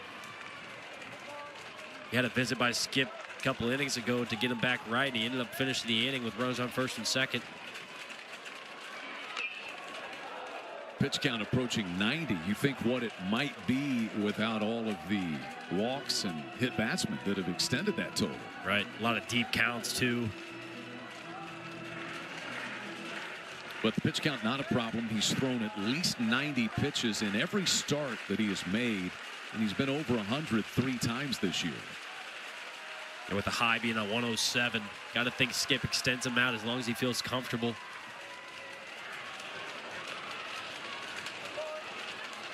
Get this game in the hands of Dylan Crooks. Feel pretty good about it. Jamie Hitt is up and throwing in the Oklahoma bullpen. Very good left-hander. 2 strikes here on Austin Foley.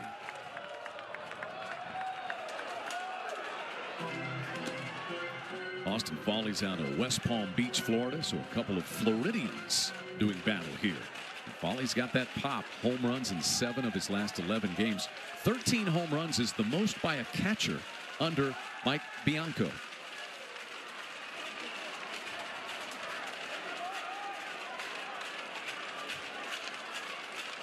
This is part of that veteran power leadership that Coach Bianco brought in. 94 miles an hour on that fastball. Velo's dropped a bit. Foley on top of that one. Gotta think he might go to the off speed to put him away here.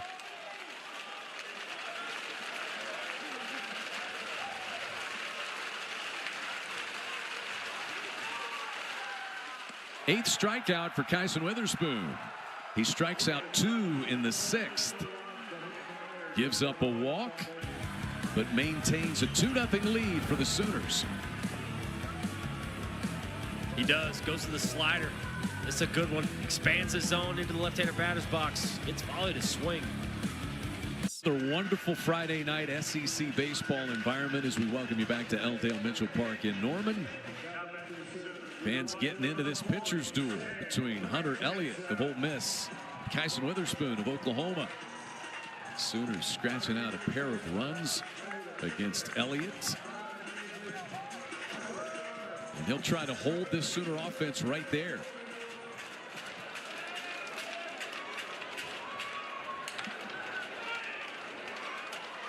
Sam Christensen, Jason Walk, Kyle Branch due to come to the plate here for the Sooners.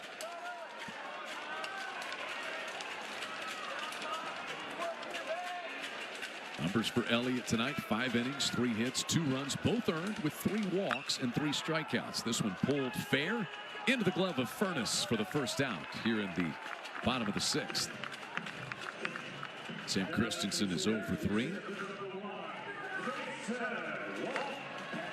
Yeah, Hunter Elliott's got his number tonight. So important to get a Friday night good start in the SEC. You can get your bullpen really beat up going into game number 2, but that's not going to be the case for these two teams, barring an extra innings game, because the starters have lasted into the 6th.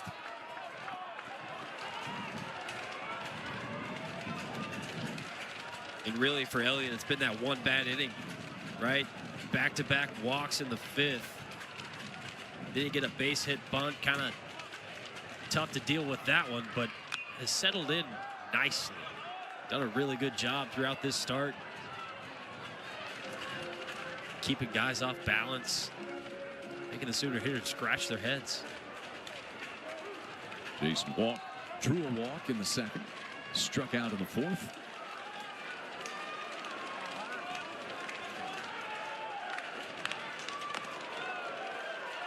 One and 2.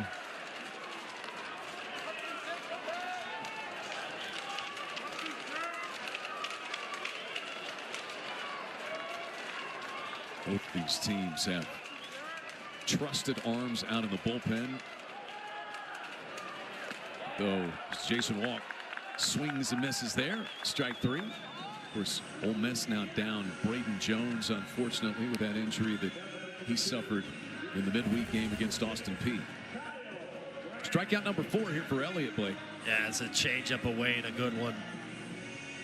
See Walk kind of reaching, a little bit of overswing there. Fastball out of the hand, trying to get timed up to it. Fades away from his barrel. Kyle Branch started the Oklahoma rally with a leadoff walk in the 5th and came in to score the first run of the night on an RBI ground out by Dawson Willis.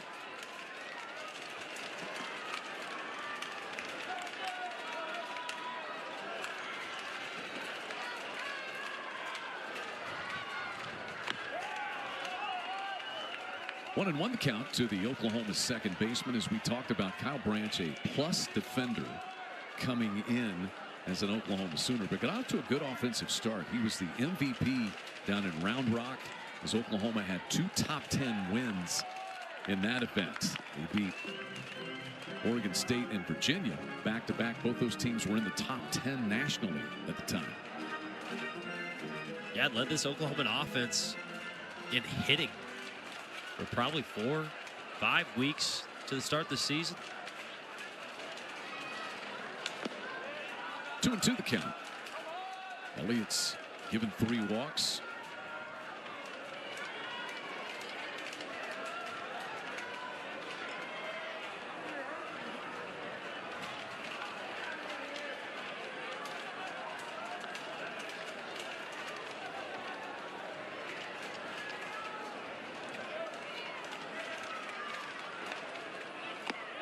And there's strike 3 called. Breaking ball. 5 strikeouts now for Hunter Elliott. He strikes out the final 2 Sooner batters in the 6th inning and holds Oklahoma's offense where it was. Had the slider working that hole at bat. You're going to see another good one here at the bottom of the zone. Paint right at the knees. Themselves into that. You're absolutely right. Gosh, just there's so much baseball still to be played. We could be looking back at this and they end up in the 30s, but they can also end up in the top 5, man. It's crazy. How many teams have 13 RPI top 50 wins? You know, they beat Clemson, which was ranked 15. Played Texas early and beat them when they were ranked 19. A win against the top 25 Arizona team. They, like Oklahoma, just got off running out of the chute against high caliber competition. Southern Miss, they beat them when they were ranked in the top 25. I mean, that's a resume. But a chance to build it with every game that you play in the SEC. 9 games remaining starting tonight, plus whatever you play in Hoover at the SEC Championship. Put so much emphasis on that non-conference schedule. Got to find a way to play high caliber talent and win. So you get into this conference play and it's just brutal. Week in and week out. Pro level competition. Aiden Federico has struck out twice tonight against Kyson Witherspoon, who has 8 strikeouts. It is the 8th time this year that he has had 7 or more strikeouts. Beg your pardon, the 9th time he has done that. And he's now at 100 strikeouts for the year, is this Oklahoma right-hander.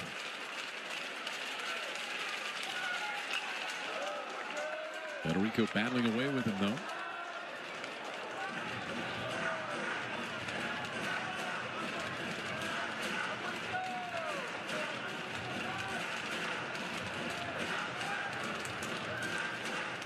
Likely will go over 100 pitches in this inning.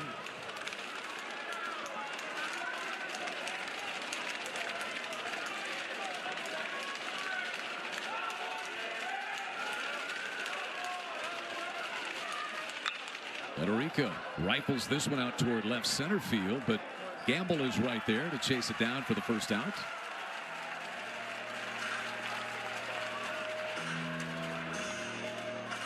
Good swing by Federico there. Any other day, I think that's off the wall or even has a chance. Tonight, ball's just dying to left. Here's Ryan Moorman. Moorman is 0 for 2 in this one with a strikeout.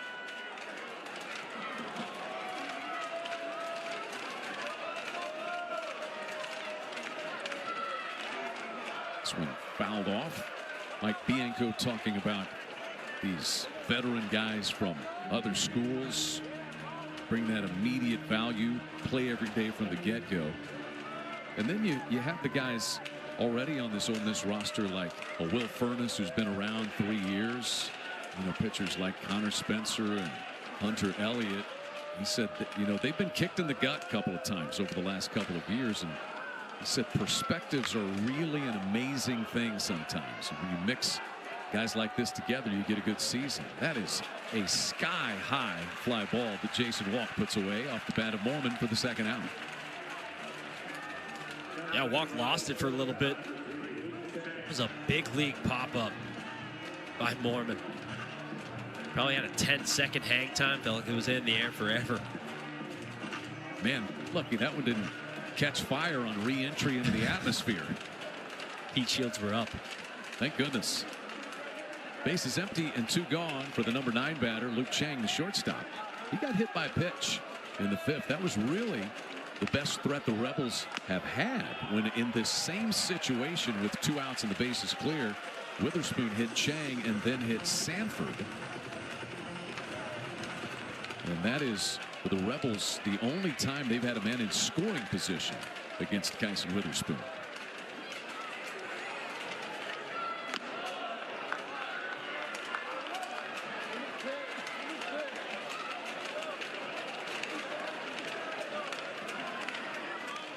Hundred pitches on the night. Got a 64% strike rate, Chad. They'll take that. It's the only math I can do. Well done on your part, though. It's the 4th time that Witherspoon's been over 100 pitches in a start this year.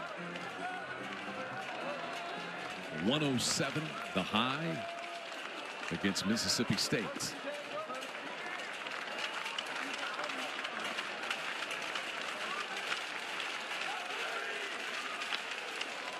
And he scoops that one up. Easy little flip over there. And Chang is retired. That's the first 1-2-3 inning that he's worked tonight. And the first time they have met as SEC mates. Lower third of the order coming to the plate here for the Sooners. And this is the part of the lineup that gave Hunter Elliott problems back in the 5th inning. Mason Hamlin walked, and he leads off and shows bunt.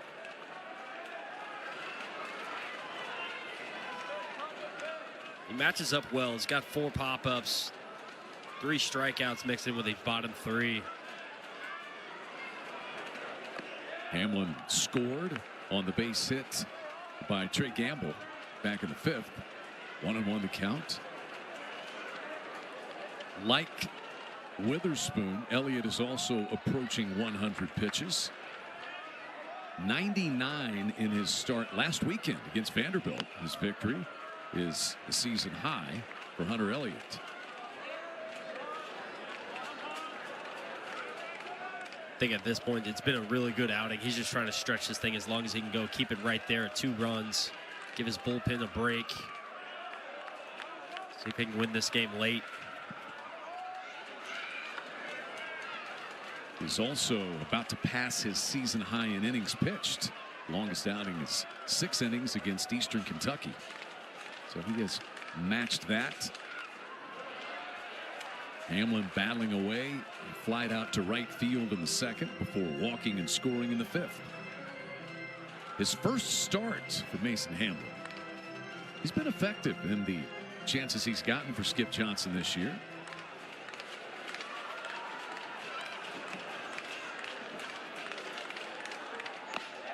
Went after it, chased one up and out of the zone.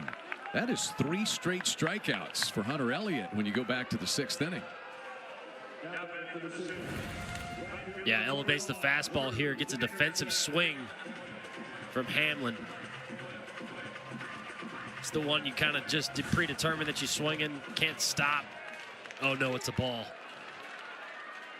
Is that what goes through your head when you face that? Yeah, absolutely. You think about it all the way back to the dugout. Drew Dickerson laid down a perfect sacrifice bunt that turned into a bunt base hit as part of Oklahoma's rally in the 5th.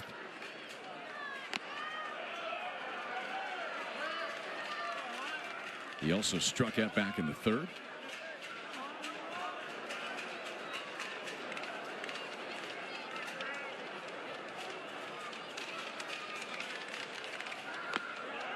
Big hack at that one. Comes up empty, and it's 1-2. Drew Dickerson, freshman out of Lee's Summit, Missouri. He can put on a show in batting practice. Had 7 hits in Oklahoma's weekend sweep of Missouri a couple of weeks ago, but he's out on strikes, and that is 4 straight punch-outs now for Hunter Elliott. He's picking up steam as he rolls over 100 pitches. Aging like fine wine in this outing. Goes back to the fastball. Expanded zone, gets Dickerson swinging. Really gutsy outing to this point. Good way to put it. Just the 2 walks that came home to score in the 5th inning. And he faces Dawson Willis, who drove in the first run of the game with an RBI ground out to the shortstop Chang in the 5th.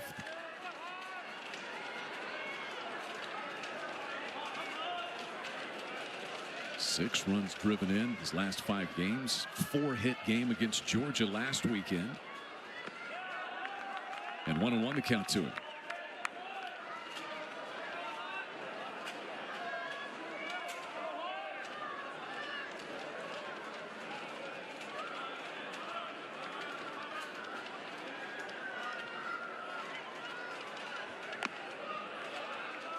Top of the order, waiting to bat, Trey Gamble.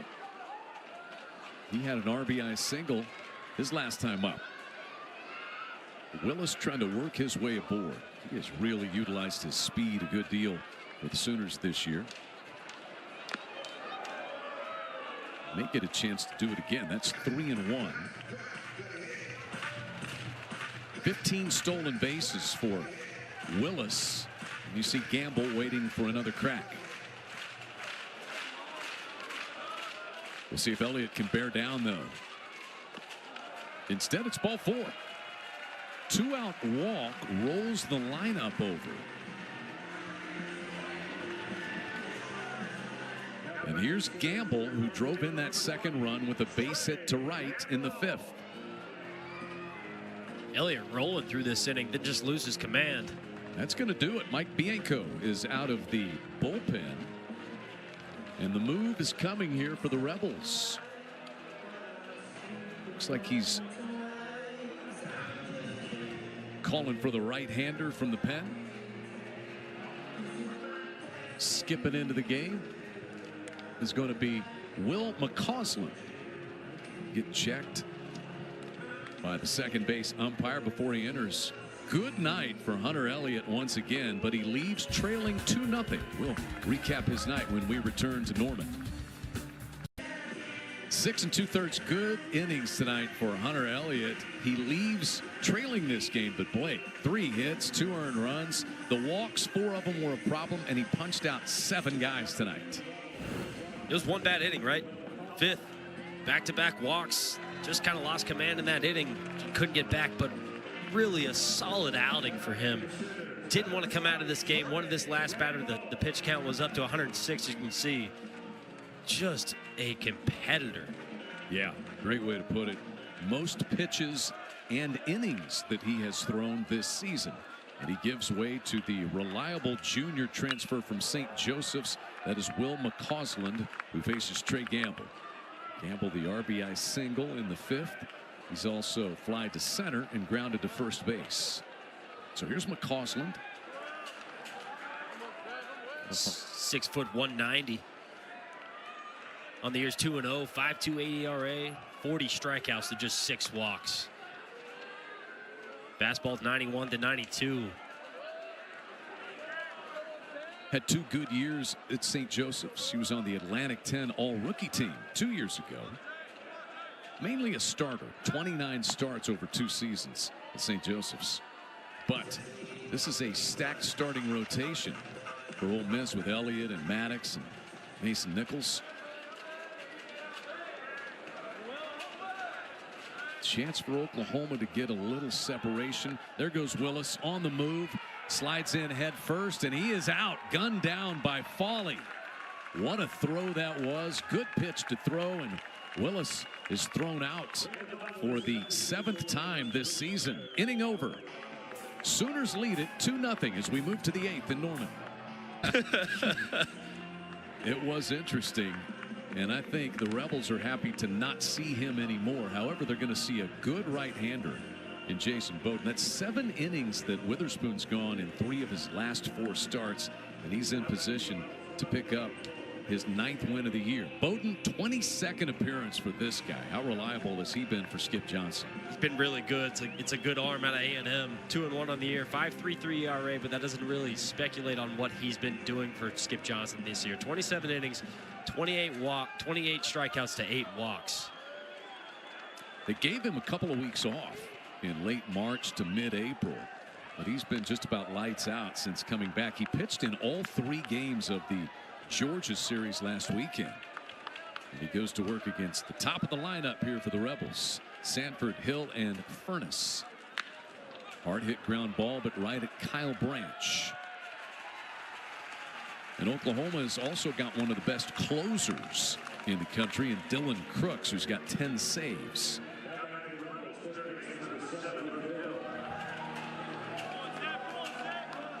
Might be Luke Hill's last chance to extend that streak to 30 straight reaching base. He's 0 for 3 with a strikeout, a line out, and a pop-up tonight. And he has extended it with a 1-out single to right field. 2nd hit of the ball game for the Rebels. It comes with 1 away in the 8th inning from Luke Hill. And the streak reaches 30 games. Happy to see that. Gets a fastball early in the count. This close to middle, right at the belt. Keeps the hands inside, shoots it through the 4-hole. And just like that, the Rebels, I mean, you've got the heart of the lineup coming to the plate. The game is right there to be won. This kid could tie it up right here. Will Furness 0 for 2. A walk and a strikeout tonight. Great play there by Easton Carmichael.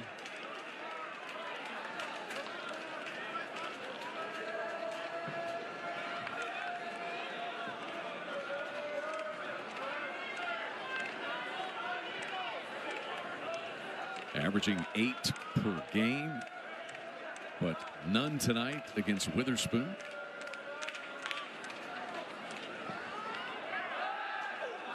Nice play there by Mason Hamlin to scoop up that low throw off the turf from Bowden. One thing that Bowden really does is he comes up with strikeouts when he needs them. He's got 28 strikeouts in 27 innings this season. Roller to the third baseman, I should say, Willis, and the Sooners roll over their 32nd double play of the year to get out of the inning. 5-4-3, and just like that, any threat has been squelched by Jason Bowden and the Sooner defense. It's a cap shot. Seems like Willis had a good transfer. Nice turn by Jackson Willis to strike over to Hamlin at first for the third out. In Hoover, all 16 teams will be there, so make your plans to be there as well. These teams playing for seeding and how that's going to stack up. 2-0 Sooners on top. They would love to have some insurance. Will McCausland back out there. He got the caught stealing to close things. The details: single elimination. Seeds 1 through 4 get the double bye, and 5 through 8 would receive the opening round bye. It's way too early to figure out where these teams might be. All we can tell you is coming into the night, Ole Miss was in a tie for 5th, Oklahoma in a tie for 9th. But that's going to change with this result, even because these two teams were separated by 1 game in the loss column. Trey Gamble was at the plate when Dawson Willis was cut down stealing for the final out of the 7th. He goes after that one. Swing and a miss. That is the first strikeout. The first batter retired at the plate by Will McCausland. Once again, here's the way it would look if it started today. It does not. And I don't know, the odds of it being exactly like this with 8 more games for both these teams after tonight, I think the odds are 0 that actually looks like this when we get to Hoover. What do you think, Blaze? I'm with you. And I think it just speaks to how good this league it really is. Matchup every single week. Everybody's just so good. Tight in the standings. It could go either any way. All the games could go anyway. And it could be a team that needs to win to get to the NCAA tournament. These two teams are both going to be there. But you could make a run. With the single elimination, Mizzou could come out and win 4 games straight and get hot. Now that would be a run. Jackson Willits tonight 1 for 3. He had a base hit back in the 4th, advanced around to third base, but was left stranded.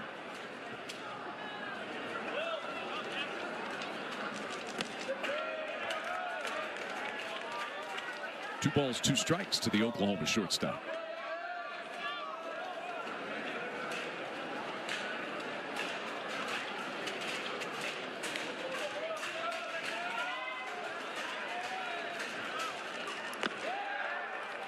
And strike 3 swinging. Back-to-back strikeouts now for Will McCausland coming out of that bullpen. His fastball elevated up and in. Gets above the barrel of Jackson Willits. Just late. Foot strike was down as the ball's passing his bat. How about 42 strikeouts and 6 walks for Will McCausland this year? Base is cleared, 2 gone. Here's Easton Carmichael, who's 0 for 3. Good slider there at 86, kind of get me over. This is just a strike throw. He's up there saying have some.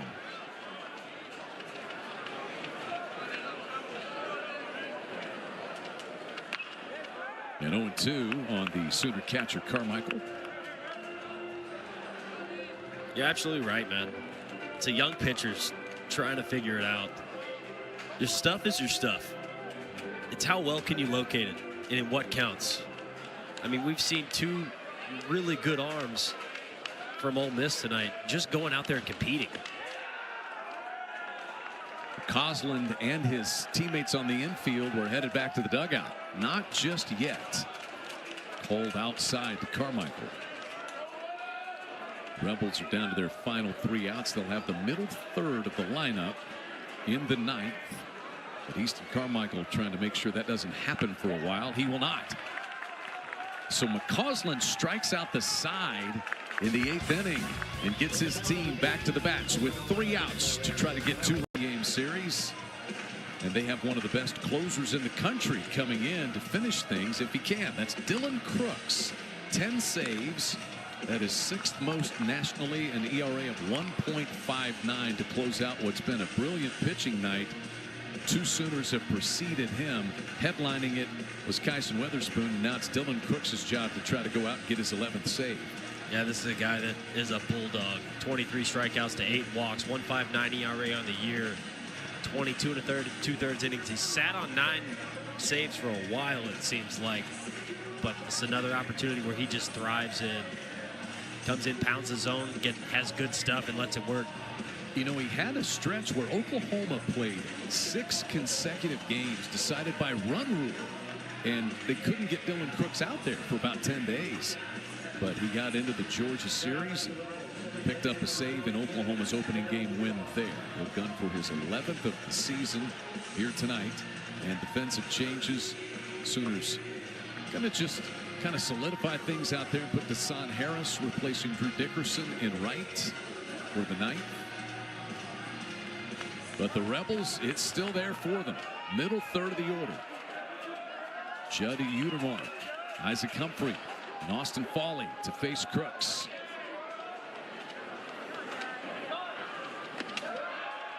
Dylan Crooks' brother Jimmy was one of the driving forces of that Oklahoma team that advanced all the way to face Ole Miss in the College World Series Finals in 2022. The Sooners then had 11 players drafted after that national runner-up season.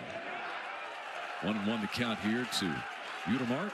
He's 0 for 3 with 2 strikeouts, both of them against Kyson Weatherspoon.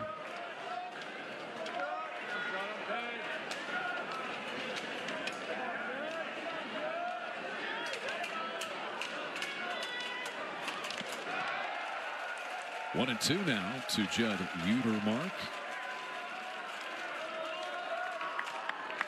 It's a good slider there at 83.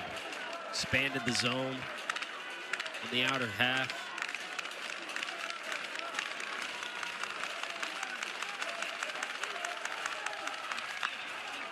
Pulled to third. Willis with the backhand.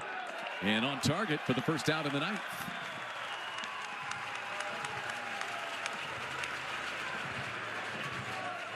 Really good sequence there by Crooks.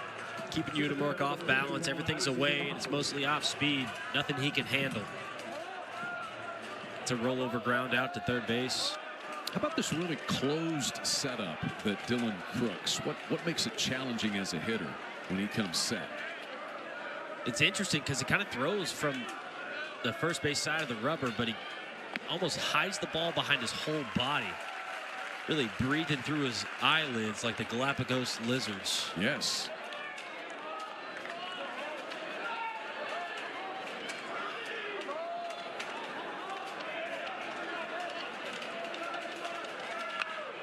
This one hit off the end of the bat, foul by Humphrey. He almost closes it more with those 2 jab steps that he takes before he comes set.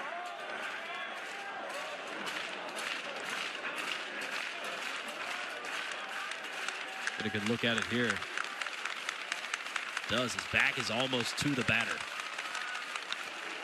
Ooh, that one rifled off the facing of the Rebels dugout over there on the first base side. You know who else used to do that? Jason Ruffcorn used to do that through from a high 3/4 slot, let a heavy arm side run.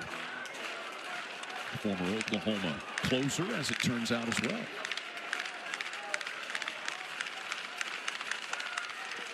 That one bounces away from Carmichael to the count 1-2.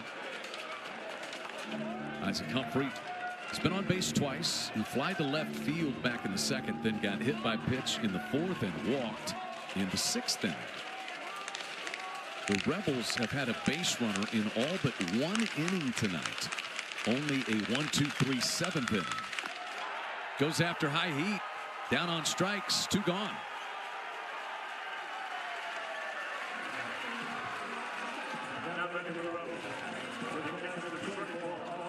This is just a well-executed high fastball up in the zone to get above the barrel of Isaac Humphrey.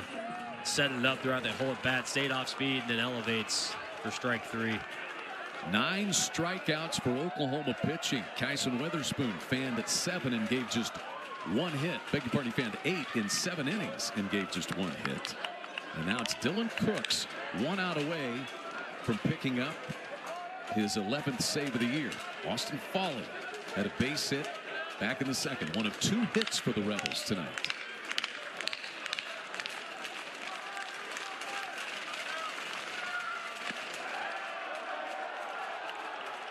Two balls, no strikes. A walk would get the potential tying run to the plate.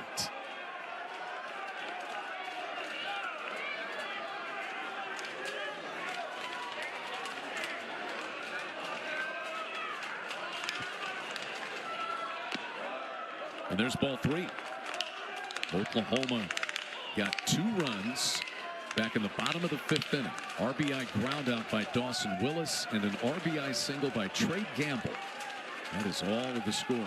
Had a pitcher's duel between Kyson Witherspoon and Hunter Elliott.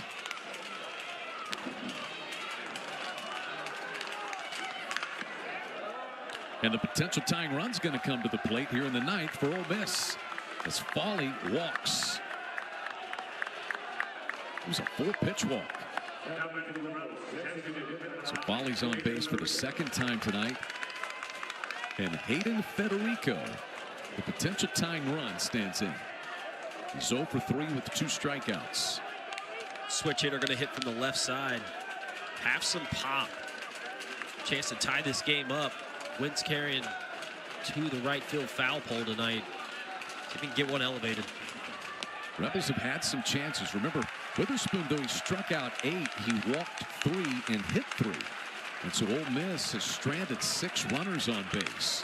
But they've only had a man in scoring position 1 time tonight. That was back in the 5th on back-to-back hit batsmen. 0-2.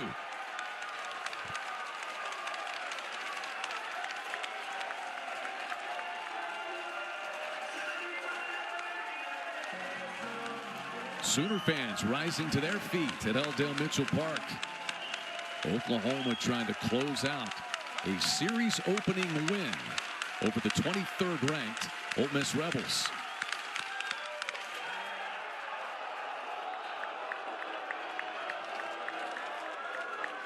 There's an interesting reaction there from Federico. Thought he might got hit trying to sell it, taking a couple steps down the line. One plate umpire, Clint Fagan, not having it. Either that or he thought he struck out.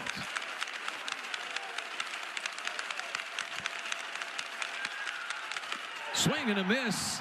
Dylan Crooks saves it, and Oklahoma wins the series opener. Crooks walks 1 but strikes out 2 and picks up his 11th save of the year.